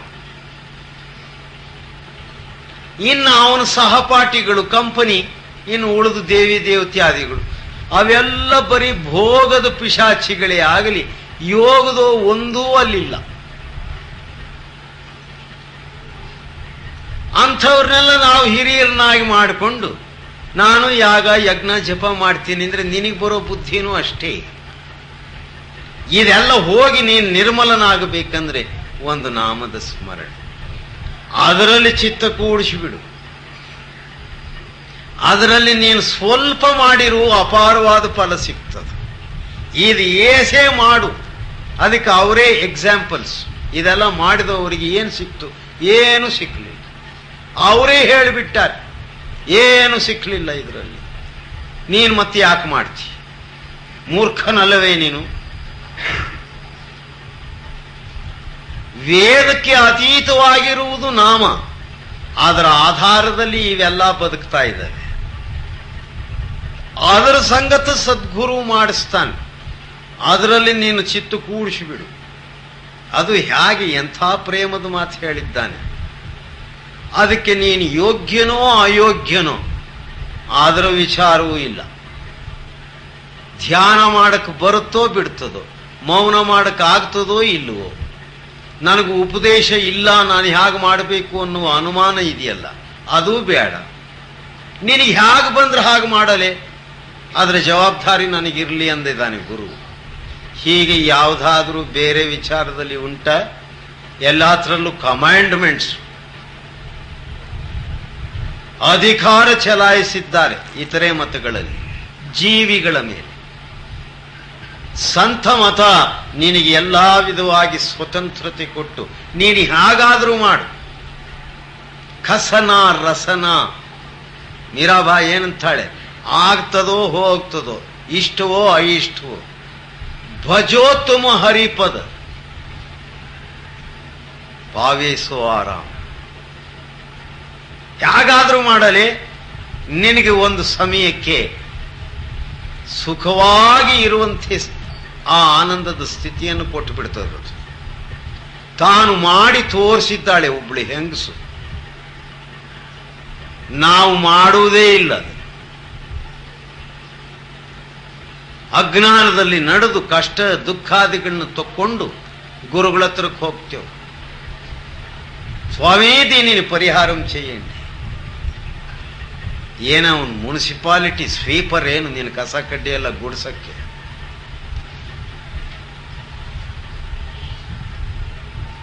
ಅಂದ್ರೆ ನಾವು ಗುರುಗಳನ್ನ ಎಷ್ಟು ಗೌರವದಿಂದ ನೋಡ್ತಾ ಇದ್ದೇವೆ. ಇದು ಎಷ್ಟು ತಪ್ಪಿನ ಕೆಲಸ. ಇದೆಲ್ಲ ಯಾವಾಗಯ್ಯ ನೀನು ತಿದ್ದುಕೊಳ್ಳೋದು? ನಿನ್ನ ಓದಿಗೆ ಏನು ಬೆಲೆ ಸಿಕ್ತಪ್ಪ? ಏನು ಕಲಿತ್ಕೊಂಡೆ ನೀನು? ಏನೂ ಇಲ್ವಲ್ಲ.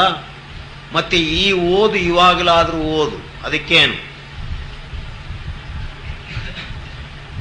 भक्ति बीज बिन से नहीं आई पड़े जो चोल कंचन जो विष्टा पड़े घटे न ताको मोल. ಆಕಸ್ಮಿಕವಾಗಿ ಬಹಳ ಬೆಲೆ ಬಾಳುವಂತಹ ವಜ್ರವಾಗಲಿ ಬಂಗಾರವಾಗಲಿ ತಿಪ್ಪೆ ಒಳಗೆ ಬಿದ್ದು ಎಷ್ಟೋ ವರ್ಷಗಳು ಅದರಲ್ಲೇ ಇರ್ತವೆ. ಅಕಸ್ಮಿತ ಅದು ಸಿಕ್ಕಿತು, ಬಜಾರ್ನಲ್ಲಿ ಮಾರಿದ್ರೆ ಅದರ ಬೆಲೆ ಏನಾದರೂ ಕಮ್ಮಿ ಆಗ್ತದ? ಅದರ ಬೆಲೆ ಹಾಗೇ ಇರ್ತದೆ. ಅದು ತಿಪ್ಪೆ ಗುಂಡೆ ಆಗಿದೆಯೋ ರಾಜನ ತಲೆ ಮೇಲೆ ಇದೆಯೋ. ಹಾಗೆ ನೀನು ಪಾಪಿಯೋ ಪುಣ್ಯವಂತನು ಅದನ್ನು ನೋಡುವುದೇ ಇಲ್ಲ ಗುರು. ನಿನ್ನ ಹೃದಯ ಅನ್ನೋ ಭೂಮಿ ಒಳಗೆ ಆ ನಾಮದ ಬೀಜ ಬಿತ್ತು ಬಿಡ್ತಾನೆ. ಅದು ಒಂದು ದಿವಸ ಬೀಜ ಮೊಳಕೆಯಾಗಿ ವೃಕ್ಷವಾಗಿ ಫಲ ಕೊಟ್ಟೇ ತೀರಬೇಕು. ಅದಕ್ಕೆ 12 ವರ್ಷಗಳು ಕ್ಷಾಮ ಬಂದು ಮಳೆ ಬರಲಾರದೆ ಹೋಗಲಿ, ಅದೇನು ಬೆಳೆದೇ ಬೆಳೀತದ ಒಳಗೆ. ಇಲ್ಲಿ ಬಿತ್ತನೆ ಮಾಡಿದವೆಲ್ಲ ಸತ್ತು ಬಿಡ್ತಾವ. ಇಲ್ಲಿ ಮಳೆ ಬರಲಿಲ್ಲ ಅಂದ್ರೆ ಎಲ್ಲ ಹೋಗ್ಬಿಡ್ತಾವ. ಗುರು ಬಿತ್ತನೆ ಮಾಡಿದ ಬೀಜ ನೀನು ಪಾಪ ನೋಡ್ಲಿಲ್ಲ, ಪುಣ್ಯ ನೋಡ್ಲಿಲ್ಲ, ಏನೂ ಇಲ್ಲ. ಅಂದ್ರೆ ಎಂಥ ಪವರ್ ಅದೇ ಅದರಲ್ಲಿ, ಆ ನಾಮದಲ್ಲಿ. ಆ ನಾಮವನ್ನ ನೀನು ನಿರಂತರ ಕಾಲ ಮರೆಯಲಾರದೆ ಸ್ಮರಣೆ ಮಾಡಿದ್ದೀಯ. ಮಾಡುವ ಸ್ಥಾನದಲ್ಲೂ ಬಂದು ಹರಟೆ ಹೊಡಿತ ಕೂಡ್ತಾವ. ಇವ್ರನ್ನ ಏನನ್ನಬೇಕು? ನನಗೆ ಆಶ್ಚರ್ಯವಾಯಿತು. ಸಣ್ಣ ಮಕ್ಕಳು ಕೂಡ ಅಲ್ಲಿ ಬಂದು ಗಲಾಟೆ ಮಾಡುವುದಿಲ್ಲ. ತಾತ ಇವನ್ನಾಡ್ ಲೋಪಲ ತಿಡ್ತಾಡು ಅಂತ ಅವು ದೂರ ಹೋಗಿ ಆಡ್ಕೊಳ್ತವೆ. ಇವು ಅಲ್ಲಿ ಬಾಗಿಲತ್ರ ಕೂತು ಹರಟೆ ಹೊಡಿತಾ ಇದ್ದಾವೆ. ಏನ್ ಮಾಡ್ಬೇಕು ಅವಕ್ಕೆ? ಅವ್ರದ್ದು ಪ್ರಾರಬ್ಧ ಅಷ್ಟೇ, ಅವರಿಗೆ ಪ್ರಾಪ್ತಿ ಇಲ್ಲ. ಕಮಲ ಪುಷ್ಪದಲ್ಲಿ ಕೂತು ಮಧುರಸ ಕುಡಿಲಿಲ್ಲ ಅಂದ್ರೆ ಯಾರದು ತಪ್ಪು? ಕಮಲದ್ದು ತಪ್ಪೇ, ನಿನ್ನದು ತಪ್ಪೇ? ಆಲೋಚನೆ ಮಾಡು. ಅಂದ್ರೆ ನಮಗೆ ಅದರ ಮೇಲೆ ಇನ್ನೂ ಮಮತೆ ಹುಟ್ಟಲಿಲ್ಲ. ಹುಟ್ಟಿಸುವ ಕೆಲಸವೂ ತಂದೆ ತಾಯಿಗಳು ಮಾಡಲಿಲ್ಲ. ಯಾಕೆಂದ್ರೆ ಅವರೇ ಕಲೀಲಿಲ್ಲ. ಅವರೇನ್ ಮಾಡ್ತಾರೆ? స్వామి ఇప్పుడు నా కొడుకు మెజారిటీ వయసుకు వచ్చినాడు, పెళ్లి చేయాల అనుకున్నాం. అంత ಶುರು ಆ ఉన్న ಕುಣ್ಯಾಗ ಹಾಕಿಬಿಡೋನು. ಇಲ್ಲೇ ನಿನ್ನ ಮಕ್ಕಳಿಗಾದ್ರೂ ಈ ಪಾರಮಾರ್ಥ ವಿದ್ಯೆ ಬರಲೋ, ಅದಕ್ಕೆ ಬಿಟ್ಟು ಬಿಡು. ಅವರು ಸ್ವೇಚ್ಛೆಯಾಗಿ ಬಿಟ್ಟು ಬಿಡೋರು. ನೀನು ಪಾರಮಾರ್ಥ ಮಾಡ್ಕೋತ ಉದ್ಧಾರವಾಗಂದ್ರೆ ಕೇಳೋದಿಲ್ಲ. ಮುಹೂರ್ತಂ ಪೆಟ್ಟಿಯಂಡಿ ಸ್ವಾಮಿ ಅಂತ ಬರ್ತದೆ. ಇವನು ವಿಷಮ ಮುಹೂರ್ತ ಇಡಬೇಕೆ, ಅಮೃತ ಮುಹೂರ್ತ ಇಡಬೇಕೆ? ಗುರುವಿನ ತಲೆನೇ ಕೆಡಿಸಿಬಿಡ್ತಾರೆ. ಇವನು ಹುಚ್ಚಾಸ್ಪತ್ರೆ ಹುಡುಕೋತ ಹೋಗ್ಬೇಕು. ಇವನು ಯಾತ್ರದ ಇವೆಲ್ಲ ನಾವು ಮಾಡೋದು. ನಮ್ಮದು ಗೋಳು ಇಷ್ಟ ಆಯ್ತು, ನಮ್ಮ ಸಂತಾನವಾದರೂ ಉದ್ಧಾರವಾಗಲಿ. ಒಬ್ಬ ಪ್ರಹ್ಲಾದನು ರಾಕ್ಷಸ ಕುಲದಲ್ಲಿ ಹುಟ್ಟಿದರೆ ಕುಲಕೋಟಿಗಳನ್ನೆಲ್ಲ ಉದ್ಧಾರ ಮಾಡಿಬಿಟ್ಟ. ಓದ್ತೇವು, ನೀನ್ಯಾಕೋ, ನಿನ್ನ ಹಂಗ್ಯಾಕೋ, ನಿನ್ನ ನಾಮದ ಬಲವೊಂದು ಇದ್ದರೆ ಸಾಕು ಅಂತ ಹೇಳಿ ಮಹಾತ್ಮರು ಬರೆದ. ನಾವು ಭಜನೆ ಮಾಡ್ತೇವೆ, ಕೀರ್ತನೆ ಹಾಡ್ತಿರ್ತೇವೆ. ನಾವು ಆ ನಾಮಕ್ಕೇನಾದ್ರೂ ತಕೊಂಡಿದ್ದೇವಾ ಸ್ಮರಣೆಗೆ? ಇಲ್ಲ. ಅದನ್ನ ಎಲ್ಲಿ ಮರ್ತು ಬಿಟ್ಟುವೋ ಎಲ್ಲಿ ಬಿಸಾಕ್ಬಿಟ್ಟುವೋ ಅದು ನೆನಪಿಗೆ ಬರುವುದಿಲ್ಲ. ಆದರೂ ನಿನ್ನನ್ನು ಅದು ಕಾಪಾಡ್ತಾ ಇದೆಯಲ್ಲ, ಅದರದ್ದು ದಯ ಎಂಥದ್ದು. ಇಲ್ದಿದ್ರೆ ನೀನು ಬದುಕೋದಕ್ಕೆ ಇಲ್ಲಿ ಏನದೆ ತೋರಿಸು. ನಿನ್ನ ಪ್ರಾಣಕ್ಕೆ ಇಲ್ಲಿ ಆಧಾರ ಕೊಡುವುದು ಯಾವ್ದಾರು ಇದ್ರೆ ತೋರಿಸು. ನಾವು ಬಿಟ್ಬಿಡ್ತೀವಿ ಅವನ ಸ್ಮರಣೆ. ಓ ಬಿಟ್ಬಿಡದೆ ತೋರ್ಸಪ್ಪ.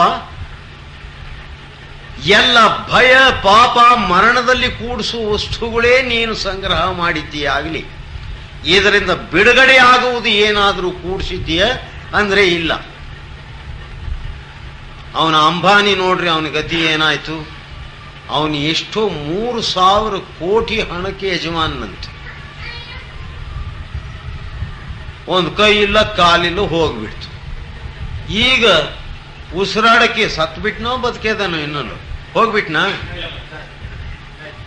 ಅವನಿವಾಗ ಸಂಪಾದನೆ ಮಾಡಿದ್ದು ಏನ್ ಆಧಾರ ಕೊಡ್ತಾ ಇದೆ ಅವನಿಗೆ?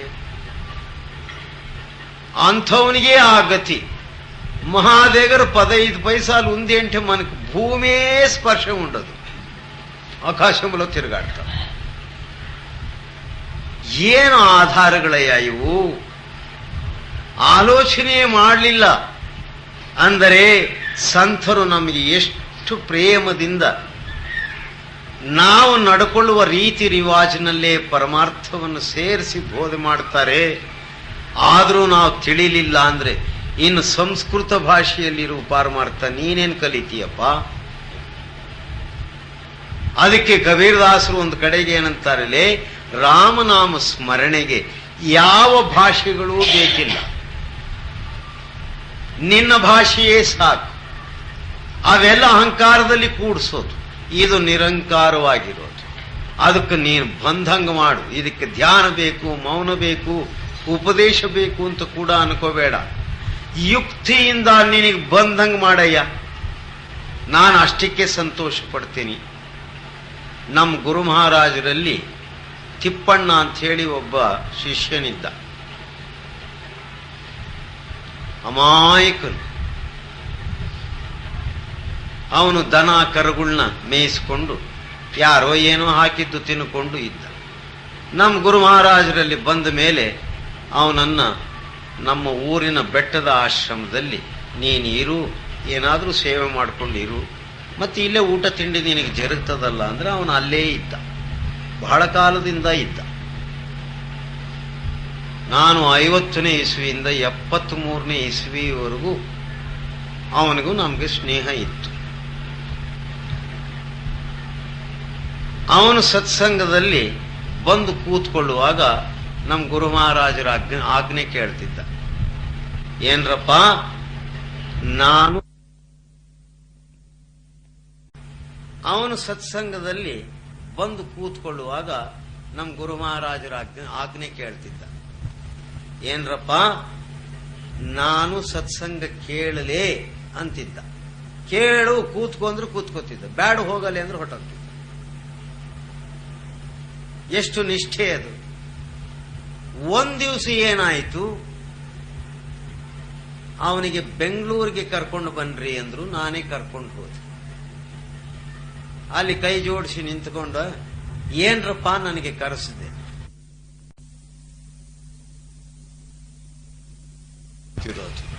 ಅವನು ನಿದ್ರೆ ಮಾಡಿದ್ದೆ ನಾನು ನೋಡ್ಲಿಲ್ಲ, ಯಾವಾಗ್ಯೂ ಅದ್ರ ನೆನಪಿನಲ್ಲೇ ಇರೋದು.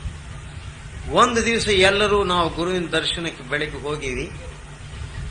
ಅವನು ಬಂದು, ಅಪ್ಪ ನನಗೆ ಕರೀತಾ ಇದ್ದಾನೆ ಗುರು, ನಾನು ಹೋಗ್ತೀನಿ, ನೀನು ಹೋಗಂದ್ರಿ. ನೋಡಿ ಎಂಥ ಪ್ರೇಮ! ನೀನು ಹೋಗು ಅಂದ್ರೆ ನಾನು ಹೋಗ್ಬಿಡ್ತೀನಿ. ನಮ್ಮ ಗುರು ಮಹಾರಾಜರು ನಗ್ತಾ ನಗ್ತಾ ಹೋಗ್ಬಿಡಲೇ ಅಂದ್ಬಿಟ್ರು. ಹಾಗೆ ಹೋಗ್ಬಿಟ್ಟ. ಆ ಭಾಗ್ಯ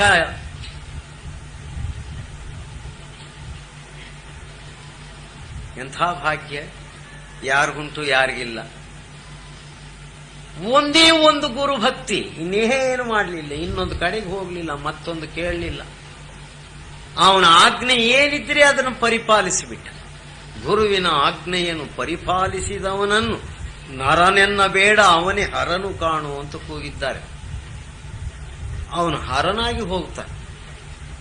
ಅಂಥ ಶಕ್ತಿ ಗುರು ನಮ್ಮಲ್ಲಿ ಪ್ರೇರಣೆ ಮಾಡಿ ಕೊಟ್ರೆ ಅದನ್ನು ಸ್ಮರಣೆಯಲ್ಲಿ ಆದರೂ ಇರಿಸಿಕೊಂಡಿದ್ದೀಯಾ? ಎದ್ದರೆ, ಕೂತರೆ, ನಿಂತರೆ, ಮಲಗಿದರೆ ಅದೇ ಸ್ಮರಣೆ ಮಾಡು. ಇನ್ನೊಂದು ಸಮಾಚಾರ ಏನು ಮಾತಾಡ್ತಿ? 60-70 ವರ್ಷಗಳಿಗೆ ಬಂದ್ರೂ ಇನ್ನು ಪ್ರಪಂಚದ ಹೊಲಸು ಮಾತುಗಳನ್ನೇ ಆಡ್ತೀವಿ ಅಂದ್ರೆ ನೀನು ಬದುಕಿದ್ದೀಯಾ ಸತ್ತಿದ್ದೀಯಾ ಅಂತ ಅರ್ಥ. ಸತ್ತು ಹೋಗಿದ್ದೀನಿ, ಬದುಕೇ ಇಲ್ಲ. ಯಾವುದೋ ಇನ್ನೂ ಲೌಕಿಕವೇ, ಇನ್ನು ನನ್ನ ಹೆಂಡ್ರ ಮಕ್ಕಳ ಅವ್ರನ್ನ ಹೊಗಳ್ಕೋತ ಕೂತ್ಕೊಳ್ಳೋದು, ಅವು ಹಿಡ್ಕೊಂಡು ಆಮೇಲೆ ಇವನು ಒದಿತವೆ. ಅವಾಗ ಸುಡಂಡಿ ಸ್ವಾಮಿ ಅಂತ ಪ್ರೇಮಂಗ ಸಾಕ್ತಿ మమ్మల్ని తొన్ని పంపించినారు. ఇప్పుడు మీరే మా గతి. ఎలాంటి ఇది కొంచెం క్షేమంగా ఉంది, ಶಾಂತಂగా ఉంది, దీన్ని ಗಬ್ಬಲೇಪೋದಾಂ. ಈ ಊರುಗಳೇ ಕೂಡ್ಬಿಟ್ರಿ ಇಲ್ಲಿ, ಇನ್ನು ಗುರು ಯಾಕಿರ್ತಾನೆ? ಇರ್ರಪ್ಪ ನಾನೇ ಹೋಗ್ತೀನಿ ಅಂತ ಹೋಗ್ಬಿಡ್ತಾನೆ. ನಾವಷ್ಟೇ ಮಾಡೋದು. ಕೆಟ್ಟಿದ್ ಪಟ್ಟಿದ್ದೆಲ್ಲ ಗೌಡ್ರ ಕೊಟ್ಟಿಗೆಗೆ ಸೇರಿಸ್ರಲೇ అనే ఒక సామెతి మాత ಇದೆ ನಮ್ಮಲ್ಲಿ. పాడైపోయిండేది విసిరి పారేసేది పనికి రాక ఉండేదంతా గౌనోళ్ళు పొట్టిలో చేరించాలంట. ಹಾಗೆ ಎಲ್ಲ ಕಡೆಯಿಂದಲೂ ಹಾಳಾಗಿ ಹೋಗಿಬಿಟ್ಟು ಕಡೆಗೆ ಇವನು ಹೆಣ ಹೊರಕ್ಕೂ ಅವ್ರು ಯಾರು ಬರಲ್ಲ. ಅವಾಗ ಗುರುವಿನ ಕಾಲಿಗೆ ಬಿದ್ದು ಬಿಡೋದು. ಇಂಕೇಮನ್ ಸ್ವಾಮಿ ಅಂತ ಅಯ್ಪಾಯ, ಇಂಕ నువ్వೇ ದಿಕ್ಕು. ಅವನು ಎಷ್ಟು ಸಂತೋಷ ಪಡಬೇಕು ಇವನನ್ನು ನೋಡಿ. ಇವನ್ ಗೋರು ಉಬ್ಸಕ್ಕೆ ಔಷಧಿ ಕೊಟ್ಕೋತ ಇವನು ಸತ್ರ ಅವನ ಹೆಗಲ ಮೇಲೆ ಹೊರಬೇಕು ಇವನ ಹೆಣನ. ಈ ಸ್ಥಿತಿಗೆ ತಂದು ಬಿಟ್ವಿ ನಾವು ಪರಮಾರ್ಥ. ಅದಕ್ಕೆ ನಮ್ಮ ದಕ್ಷಿಣ ದೇಶವನ್ನು ಬಿಟ್ಟು ಆ ಭಕ್ತಿ ಅನ್ನುವ ಪವಿತ್ರ ಸ್ತ್ರೀ, ಪವಿತ್ರತಾ ಸ್ತ್ರೀ ಉತ್ತರ ದೇಶಕ್ಕೆ ಹೊರಟೋಯ್ತು. ಈಗ ಅಲ್ಲಿ ಹೋಗಿ ನಾವು ಬೇಡಬೇಕು ಆ ಭಕ್ತಿಯನ್ನ. ಇಲ್ಲಿ ಇಲ್ಲ, ಇಲ್ಲಿ ಬರೇ ಕಲ್ಲು ಮಣ್ಣೆ ನಮಗೆ. ಅದಕ್ಕೆ ಬ್ಯಾಡಪ್ಪ, ನಿನ್ನ ಹೃದಯದ ಭೂಮಿಯಲ್ಲಿ ಆ ರಾಮನಾಮದ ಬೀಜವನ್ನ ಬಿತ್ತಲಿಕ್ಕೆ ಗುರು ಬಂದಿದ್ದಾನೆ. ಆ ಬೀಜ ನಿನ್ನೊಳಗೆ ಬೀಳುವುದಕ್ಕಾದರೂ ಅವಕಾಶ ಕೊಡು. ಅದು ತನ್ನ ಕೆಲಸ ತಾನು ಮಾಡಿಕೊಟ್ಟು ಹೋಗ್ತದೆ. ಅದು ನಾಶವಾಗುವುದಿಲ್ಲ. ಯಾವ ವಸ್ತು ನಾಶವಾಗದೆ ಇರುವುದು ನಿನ್ನೊಳಗೆ ಸೇರಿಸಿದ್ದಾನೋ ಅದರ ದಯೆ ಮತ್ತು ಕೃಪೆಯಿಂದ ನೀನು ನಾಶರಹಿತನಾಗುತ್ತಿ. ಅದನ್ನೇ ಭಕ್ತಿ ಎಂದದ್ದು. ಭಕ್ತಿಗೆ ಏನೇನೋ ಆಡಂಬರಗಳು ಬೇಕಿಲ್ಲ. गुरु भक्ति अति कठिन है, जो खाने की धार बिना सांच पहुँचे नहीं, महाकठिन ವ್ಯವಹಾರ. ಇಂಥ ಗುರುವಿಂದು ಭಕ್ತಿ ಕಷ್ಟವೇ ಅಂದ್ರೆ ಕಷ್ಟವೇ, ಮತ್ತೆ ಸುಲಭವೇ ಅಂದ್ರೆ ಅತೀ ಸುಲಭ. ಕಷ್ಟ ಯಾಕಾಗ್ತದೆ? ನಿನ್ನ ಭಾವ ಪರಿವರ್ತನೆ ಮಾಡಿಕೊಳ್ಳುವುದರೊಳಗೆ ಕಷ್ಟ ಇದೆ ಅಷ್ಟೇ. ಗುರು ಕಷ್ಟ ಕೊಟ್ಟಿಲ್ಲ. ನಾಮ ಬೇಕಾಗಿದ್ದರೆ ನೀನು ಪವಿತ್ರನಾಗಿ, ನಿಶ್ಚಲಮತಿಯಾಗಿ, ಶ್ರದ್ಧಾವುಳ್ಳವನಾಗಿ ಪ್ರೇಮ ಧಾರಣೆ ಮಾಡಿ ನಾಮಕ್ಕೆ ಚಿಂತಾ ಮಾಡು. ಇದರಲ್ಲಿ ಏನು ಕಷ್ಟ ಇದೆ? ಇನ್ನು ಕಾಮ, ಕ್ರೋಧ, ಲೋಭ, ಮೋಹಾದಿಗಳಲ್ಲಿ ಕೂಡಿ ಪ್ರಪಂಚದ ಕಡೆಗೆ ಹೋಗುವುದು ಕಷ್ಟ. ಇದಕ್ಕೆ ಕಾಂಪಿಟೇಷನ್ ಇದೆ, ಇದಕ್ಕೆ ಹೋರಾಟ ಉಂಟು. ಇಲ್ಲಿ ನಾನು ಹಿಂದಕ್ಕೆ ನೋಡ್ತಿದ್ದೆ, ಸಾಹುಕಾರರುಗಳು ಹೇಗಿರ್ತಿದ್ರು ಅಂದ್ರೆ ಸಾಧಾರಣವಾದ ಬಟ್ಟೆ, ಸಣ್ಣ ಮನೆ, ಅದರೊಳಗೆ ಹೋದ್ರೆ ಏನು ಕಾಣಿಸಬಾರ್ದು, ಅಷ್ಟೇ ಬೆಳಕು. ಯಾಕೆ ಅಂದ್ರೆ ಇದಕ್ಕೆ ಕಾಂಪಿಟೇಷನ್ ಹೆಚ್ಚು. ನನ್ನ ಕಷ್ಟದ ಅರ್ಜಿತ ಹಣ ಕಾಸಿಗೆ ಸೋಮಾರಿ ಜನರು ವಿರೋಧ ಮಾಡಿ ಇದನ್ನು ಹೊಡೆಯಲಿಕ್ಕೆ ನೋಡ್ತಾರೆ. ಆದ್ರಿಂದ ಅವರಂತೆಯೇ ನಾನೂ ಇರಬೇಕು ಅಂದು ತನ್ನ ಆಕ್ಷನ್ಸ್, ನಟನೆ, ಕರ್ಮ ಕ್ರಿಯೆಗಳನ್ನೆಲ್ಲ ಹಾಗಿಟ್ಕೊಂಡಿರ್ತೀವಿ. ಈಗ ದೊಡ್ಡ ದೊಡ್ಡ ಬಂಗಲೆಗಳು ಮಾಡಿಕೊಂಡು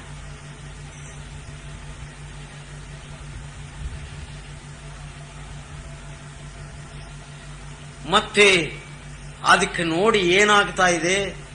ದ್ವೇಷ, ಈರ್ಷ್ಯ, ಜಲಸಿ, ಹೊಟ್ಟೆ ಉರಿ, ಅಸೂಯ ಇವೆಲ್ಲ ತಯಾರಾಗಿ ಒಬ್ರಿಗೊಬ್ರಿಗೆ ಹೊಡೆದಾಟಗಳು ಶುರುವಾಯಿತು. ಅಂದ್ರೆ ಇದು ಎಷ್ಟು ಕಷ್ಟವಾಯಿತು. ಇವಾಗ ಅದನ್ನು ನೀನು ಸಂರಕ್ಷಣೆ ಮಾಡ್ಕೊಳ್ಳೋದೇ ಕಷ್ಟ. ಯಾರನ್ನ ನಂಬೋ ಹಂಗಿಲ್ಲ. ಮೊನ್ನೆ ಏಡಾವಲ್ಪರ್ತಿ ಒಳಗೆ ಈ ಗಂಡಸರು ಹಾಕೊಳ್ತಿರ್ತಾರೆ, ಇಲ್ಲಿಗೆ ಚೈನ್ ಇದ್ದಂಗಿರುತ್ತೆ. ಬ್ರಾಸ್ಲೆಟ್, ಅದು ಬಂಗಾರದ್ದು. ಒಬ್ಬನು ತಂದು, ಸ್ವಾಮಿ నీ చేతికి బాగా కనపడుతుంది వేసుకో ಅಂದ. ಇವನಿಗೆ ಮೊದಲೇ ಬೇಡ ಅಂದ್ರೆ ಬಾಧೆ ಪಡ್ತಾನೆ. ಇವನಿಗೆ ಇದನ್ನು ತೋರಿಸಿಕೊಟ್ಟು ಅದ್ರ ಗುಣ ಏನು, ಯಾಕೆ ಬೇಡ ಅಂತೀವಿ ಅನ್ನೋದನ್ನು ತೋರಿಸಿಕೊಡ್ಬೇಕು ಅಂದು ಅವನೇ ಜೀಪ್ನಲ್ಲಿ ಕರ್ಕೊಂಡು ಬರ್ತಾ ಇದ್ದ. ಅಲ್ಲಿ ಪಂಪನೂರು ಗುಟ್ಟ ಅಂತ ಬರ್ತದೆ, ಅನಂತಪುರದಿಂದ 15 ಮೈಲಿ. ಅಲ್ಲಿ ಸ್ವಲ್ಪ ಶ್ರಮದ ಜಾಗ, ಅದನ್ನು ದಾಟಿದ ಮೇಲೆ ಸ್ವಲ್ಪ ನೆಮ್ಮದಿ. ಅಲ್ಲಿ ನಕ್ಸಲೈಟ್ಗಳು, ಕಳ್ಳರು ಗಿಳ್ರು ಎಲ್ಲ ಇರ್ತಾರೆ. ಅಲ್ಲಿಗೆ ಬಂದ್ವಿ, ಅದು ಜೀಪ್ ಪಂಚರ್ ಆಗೋಯ್ತು. హేమపా రెడ్డి ఇక్కడ పంచర్ అయిపోయా, నీ దగ్గర ఏముందో నా దగ్గర ఏముందో ఇవి ఇంకొకరి దగ్గర పోయి చేరుతావయ్యా, అప్పుడేం చేయాల? అవును స్వామి, ఏం చేయాల? ಸದ್ಯ ಅಷ್ಟು ವೇಳೆಗೆ ಒಂದು ಲಾರಿ ಬಂತು. ನಿಲ್ಲಿಸ್ದೆ ನಾನೇ, ನಿಲ್ಲಿಸ್ದ. ಅಯ್ಯ ಇಟ್లా అయిపోయింది, ನಮ್ಮನ್ನ ಕಲ್ಯಾಣದುರ್ಗಕ್ಕೆ ಸೇರಿಸ್ತೀಯಾ ಅಂತ. ಎಕ್ಕಂಡಿ ಸ್ವಾಮಿ ಅಂದ. ನಾನು ಅಲ್ಲಿ ಒಳಗಿರೋರು ನೋಡಿದೆ, ಅನುಮಾನ ಬಂದ್ಬಿಡ್ತು. ಓಹೋ, ಯಾಕಂದ್ರೆ ಅವನು ನನ್ನ ನೋಡ್ತಿಲ್ಲ, ನನ್ನ ಕೈಗೆ ಹಾಕೊಂಡಿರೋ ಬ್ರಾಸ್ಲೆಟ್ ನೋಡ್ತಾ ಇಲ್ಲ. ಎಕ್ಕಂಡಿ ಅಂದ. ನನಗೆ ಬಹಳ ಜಾಗೃತಿ ಆಯ್ತು. ಕಾನೆಪ್ಪ ವಸ್ತಾಂಬ್ಲೆ ನೀವು ಪೋ ಅಂದ. ಅಯ್ಯೋ ರಾಣಸ್ವಾಮಿ ರಾಣಸ್ವಾಮಿ ಅಂತ ಕೈ ಇಡ್ತಾನೆ, ಒದ್ದಯ್ಯ ವಸ್ತಾಂಪದ ಅಂದ್ಬಿಟ್ಟು.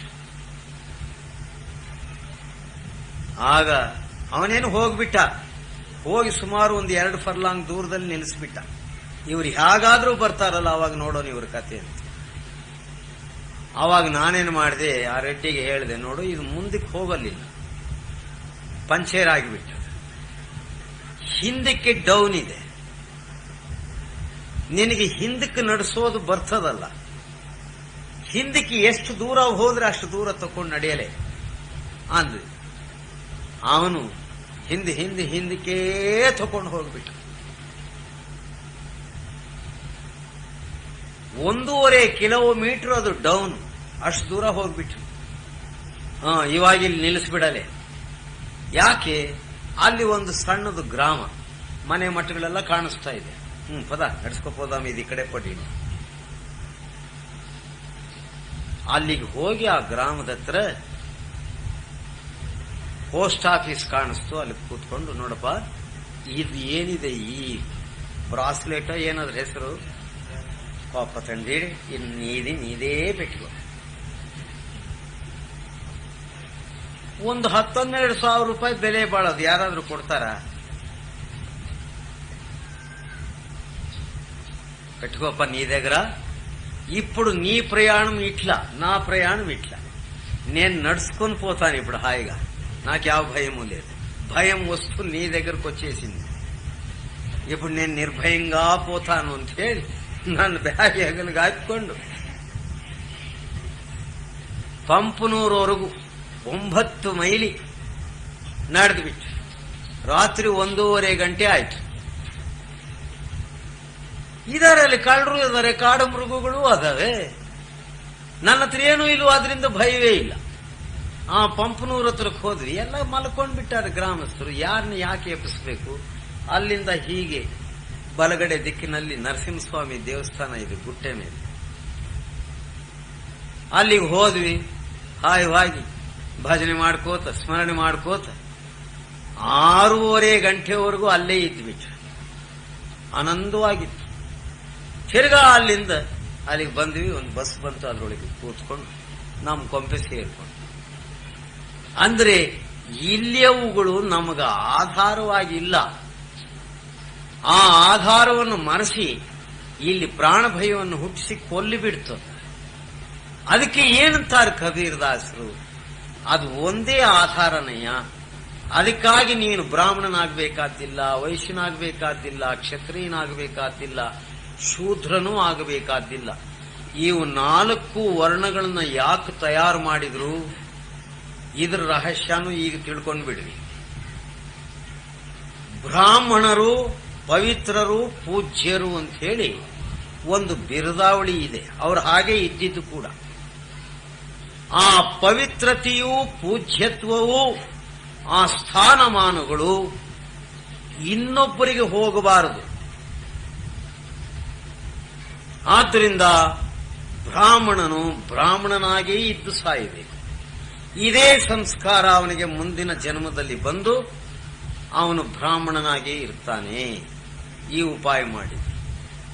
ಮತ್ತೆ ಕ್ಷತ್ರಿಯರು ತಮಗೆ ಸಂರಕ್ಷಣೆ ಬೇಕಲ್ಲ, ಅದಕ್ಕಾಗಿ ವೀರತ್ವ, ಶೂರತ್ವ, ಖಂಡಬಲ, ದೇಹಬಲ ಇದ್ದವ್ರನ್ನೆಲ್ಲ ಒಂದು ಕ್ಷತ್ರಿಯರು ಅಂತ ಸಿದ್ಧಪಡಿಸಿದರು. ಅವರಿಂದ ಸಂರಕ್ಷಣೆ ತಕೊಂಡ್ರು. ತಮ್ಮ ಬ್ರಾಹ್ಮಣತ್ವವೇನು ಅವರಿಗೆ ಕೊಡಲಿಲ್ಲ. ಅವರೇನು ಮಾಡಿದ್ರು, ನಮ್ಮ ಕ್ಷತ್ರಿಯತ್ವವನ್ನು ಇನ್ನೊಬ್ಬರಿಗೆ ಕೊಡಬಾರದು ಅನ್ನುವ ದುರ್ಬುದ್ಧಿಯನ್ನು ಇವರಿಂದಲೇ ಕಲ್ತ್ಕೊಂಡಿದ್ದು. ಅವರೇನು ಮಾಡಿದ್ರು, ವೈಶ್ಯರಿಗೆ ಕೊಡಲಿಲ್ಲ. ತಮ್ಮ ದೇಹ ಪೋಷಣೆಗಾಗಿ ಅವರು ವ್ಯಾಪಾರ ವ್ಯವಹಾರಗಳನ್ನು ಮಾಡುವ ಹಾಗೆ ಅದರೊಳಗೆ ಅವ್ರನ್ನ ಸಿಕ್ಕಾಕ್ಬಿಟ್ರು. ಅವರೇ ಸಪ್ಲೈ ಕೊಡಲಿಲ್ಲ ಅಂದ್ರೆ ನಾವೇನ್ ತರ್ತೇವೆ? ಅವರಿಗೆ ವ್ಯವಹಾರದಲ್ಲಿ ಮುಳುಗಿಸಿಬಿಟ್ರು. ಅವರೇನು ಸಣ್ಣ ಬುದ್ಧಿಯವರೇ ಅಲ್ಲ. ಓಹೋ, ಇವರೆಲ್ಲ ಹೀಗೆ ಮೋಸ ಮಾಡಿದ್ರು, ಮತ್ತೆ ಇನ್ನು ನಾವೇನು ಮಾಡಬೇಕು ನಮ್ಮ ಸಂರಕ್ಷಣೆ? ಅವರೇನು ಮಾಡಿದ್ರು, ರೈತಾಂಗವನ್ನೆಲ್ಲ ಅಂದ್ರೆ ಶುದ್ಧ ವಂಶವನ್ನೆಲ್ಲ ತಯಾರು ಮಾಡಿ ಅವ್ರು ನೆಲೆಸಿಬಿಟ್ರು. ಆ ಶುದ್ಧ ಕಮ್ಯುನಿಟಿ ಕ್ಷತ್ರಿಯರ ಹತ್ರ ಹೋಗೋ ಕೆಲಸ ಏನಿದೆ, ಬ್ರಾಹ್ಮಣರ ಹತ್ರ ಹೋಗೋ ಕೆಲಸ ಏನಿದೆ? ಅವರಿಗೆ ಬೇಕಾಗಿರೋದು ಕಾಳು ಕಡ್ಡಿ, ಮತ್ತೆ ಅದು ವೈಶ್ಯರಲ್ಲಿ ಸಿಗ್ತದೆ. ಸಾವುಕಾರಿ ఏం పని చేయాలి సావుకారి, ఇట్లా చేయరా, తీసుకోపోరు ఒకసారి గింజలు అంటే అంతే చాలు వానికి. ಅವನ್ನ ಅಲ್ಲಿಗೆ ಇಟ್ಟು ನೋಡಿದೆ. ಇಂಥ ಪ್ರಪಂಚ ನಮಗೆ ಬೇಕಾಗಿದೆ. ನಾವು ಏನಿಲ್ಲಿ ನಮ್ಮ ಬಿರುದಾವಳಿಗಳೇನು, ಆನಂದವೇನು, ಯಥಾ ಕೆಲಸ ಇವೆಲ್ಲ. ಇಷ್ಟು ಮೋಸದಿಂದ ತುಂಬಿರುವಾಗ ನಿನಗೆ ಕ್ಷೇಮ ಇದೆಯೇನಯ್ಯ? ವಿಚಾರ ಮಾಡು. ಅದಕ್ಕಾಗಿ ನಾಮದ ಶರಣು ಹೋಗು, ಸಾಧು ಸಮಾಜದಲ್ಲಿ ಹೋಗು. ಅವರೇ ನಿರ್ಭಯರು, ಅವರಿಗೆ ಭಯವೇ ಇಲ್ಲ. ಎದಕ್ಕಾಗಿ ಭಯ ಬೀಳಬೇಕು? ಇವರ ಕೈಗೆ ಸಿಕ್ಕದೇ ಇರುವ ವಸ್ತು ಅವನ ಹತ್ರ ಇದೆ. ಅದರಲ್ಲಿ ಅವನು ಆನಂದ ಮಗ್ನನಾಗಿ ತೃಪ್ತನಾಗಿ ಬಿಟ್ಟಿದ್ದಾನೆ. ಅವನಿಗೆ ಇನ್ಯಾವುದರ ಕೋರಿಕೆಯೂ ಇಲ್ಲ. ಕೋರಿಕೆಗಳು ಇದ್ದರೆ ಭಯ, ಅದೇ ಬಿಟ್ಟುಬಿಟ್ಟ. ಅದಕ್ಕೇನು गुरु भक्ति अति कठिन है, चौखांडे की धार, बिना सांच पहुँचे नहीं महाकठिन ವ್ಯವಹಾರ. ಇಂಥ ಗುರು ಭಕ್ತಿ ಮಾಡಬೇಕಂದ್ರೆ ಇವುಗಳನ್ನೆಲ್ಲ ನೀನು ಇವುಗಳ ಸಂಗತ ಬಿಟ್ಟು ಆ ನಿರಾಶಾಪರರಾದಂತಹ ಸಾಧು ಸಂತರ ಸಂಘ ಮಾಡಬೇಕು. ಅಲ್ಲೂ ನಿನಗೊಂದು ಮಾರ್ಜಿನ್ ಕೊಟ್ಟಿದ್ದಾರೆ. ಅವುಗಳನ್ನೆಲ್ಲ ಬಿಟ್ಟು ಹೋಗಲಿಕ್ಕೆ ನಮಗೆ ಆಗುವುದಿಲ್ಲ. ಅದಕ್ಕಾಗಿ ವಾರದಲ್ಲಿ ಒಂದು ಸರ್ತಿಯೋ, 15 ದಿವಸಕ್ಕೆ ಒಂದು ಸರ್ತಿಯೋ, ತಿಂಗಳಿಗೊಂದು ಸರ್ತಿಯೋ, ಹೀಗೆ ಅನುಕೂಲ ನೀನು ಮಾಡಿಕೊಂಡು ಸಾಧು ಸಂತ ಮಹಾತ್ಮರ ಸಂಘದಲ್ಲಿ 1 ಗಂಟೆ 2 ಗಂಟೆ ಒಂದು ದಿವಸ ಇದ್ದು ಆಮೇಲೆ ನೀನು ತಿರುಗ ಪ್ರಪಂಚಕ್ಕೆ ಬಾರಪ್ಪ. ಹೀಗೆ ಅತ್ತಾಗೆ ಇತ್ತಾಗೆ ಓಡಾಡ್ತಾ ನಿಜ ಪ್ರೇಮ ಎಲ್ಲಿದೆಯೋ ಅಲ್ಲಿ ನೀನು ಆಕರ್ಷಿತವಾಗಿ ಹೋಗ್ತಿ. ಸಹಜವಾಗಿ ಅದೇ ಬಿಟ್ಟು ಹೋಗ್ತದೆ. ನೀನು ಬಿಡಬೇಕಂದ್ರೆ ಕಷ್ಟ. ಅದೇ ಬಿಟ್ಟು ಹೋಗ್ಬಿಡ್ತದೆ. ನೀನು ಸ್ವತಂತ್ರನಾಗಿ ಬಿಡ್ತಿ. ನಿನ್ನ ಅಂತರದಲ್ಲಿ ನಾಮ ಜಾಗೃತಿ ಆಗೋಗ್ತದೆ. ಇಷ್ಟೇ ಕಷ್ಟ, ಇನ್ನೇನು ಕಷ್ಟವಿಲ್ಲ. ಅವರು ಉಪವಾಸ ಇರು ಅನ್ನೋದಿಲ್ಲ, ವೇಷ ಬದಲಾಯಿಸು ಅನ್ನೋದಿಲ್ಲ, ಮನೆಯ ಮಠ ತೆಗೆದು ಬಿಟ್ಬಿಡು ಅನ್ನೋದಿಲ್ಲ. ಎಲ್ಲತ್ರಲ್ಲೂ ಇರು, ಆಗಾಗ್ಗೆ ಬರ್ತಾ ಇರು, ಹೋಗ್ತಾ ಇರು. ಬೇಸಿಗೆ ಕಾಲದಲ್ಲಿ ನಾವು ಯಾವುದಾದ್ರೂ ತಂಪಾದ ಪ್ರದೇಶಕ್ಕೆ ಟೂರ್ ಹೋಗ್ಬಿಡ್ತೀವಲ್ಲ, ಹಾಗೆ ಇದು ಹಾಗೆ ಮಾಡು. ಜ್ಞಾನಬೋಧ ಸಿಗ್ತದೆ, ಅಭ್ಯಾಸದ ಸೂಕ್ಷ್ಮ ಗೊತ್ತಾಗ್ತದೆ. ಮತ್ತೆ ಲಾಭದ ವ್ಯಾಪಾರ ಇದು, ನಷ್ಟದ ವ್ಯಾಪಾರ ಅಲ್ಲ, ಲಾಭದ ವ್ಯಾಪಾರ. ಇಹ ಪರ ಎರಡು ಸಿದ್ಧಿಸ್ತದಲ್ಲ ನಿನಗೆ. ಆದ್ದರಿಂದ ಈ ಲೌಕಿಕವನ್ನ ನೀನು ಮರೆತರೆ ಬಹಳ ಸಂತೋಷ, ಅದೇ ಒದ್ದು ಕಳಿಸಿದ್ರೆ ಬಹಳ ಕಷ್ಟ. ಇದರ ಮರ್ಮವನ್ನು ತಿಳಿದು ಆ ಜ್ಞಾನಕ್ಕೆ ನಾನು ಪ್ರಾಪ್ತ ಮಾಡಬೇಕು ಅನ್ನುವ ಶ್ರದ್ಧೆಗೆ ತಕ್ಕೊಂಡು ಈ ಜೀವನದ ಲಾಭ ನಷ್ಟವನ್ನು ಚೆನ್ನಾಗಿ ವಿಚಾರ ಮಾಡಿ ಸಾಧುಗಳಲ್ಲಿ ಹೋಗಿ ಆ ಸತ್ಯದ ಸಾಧನೆಗೆ ನೀನು ಸ್ವೀಕಾರ ಮಾಡ್ತಾ ಜನ್ಮ ಸಾರ್ಥಕ ಮಾಡು. ಇಂಥ ಸಮಯ ಮತ್ತೆ ಸಿಕ್ಕುವುದಿಲ್ಲ. ಸಾಧು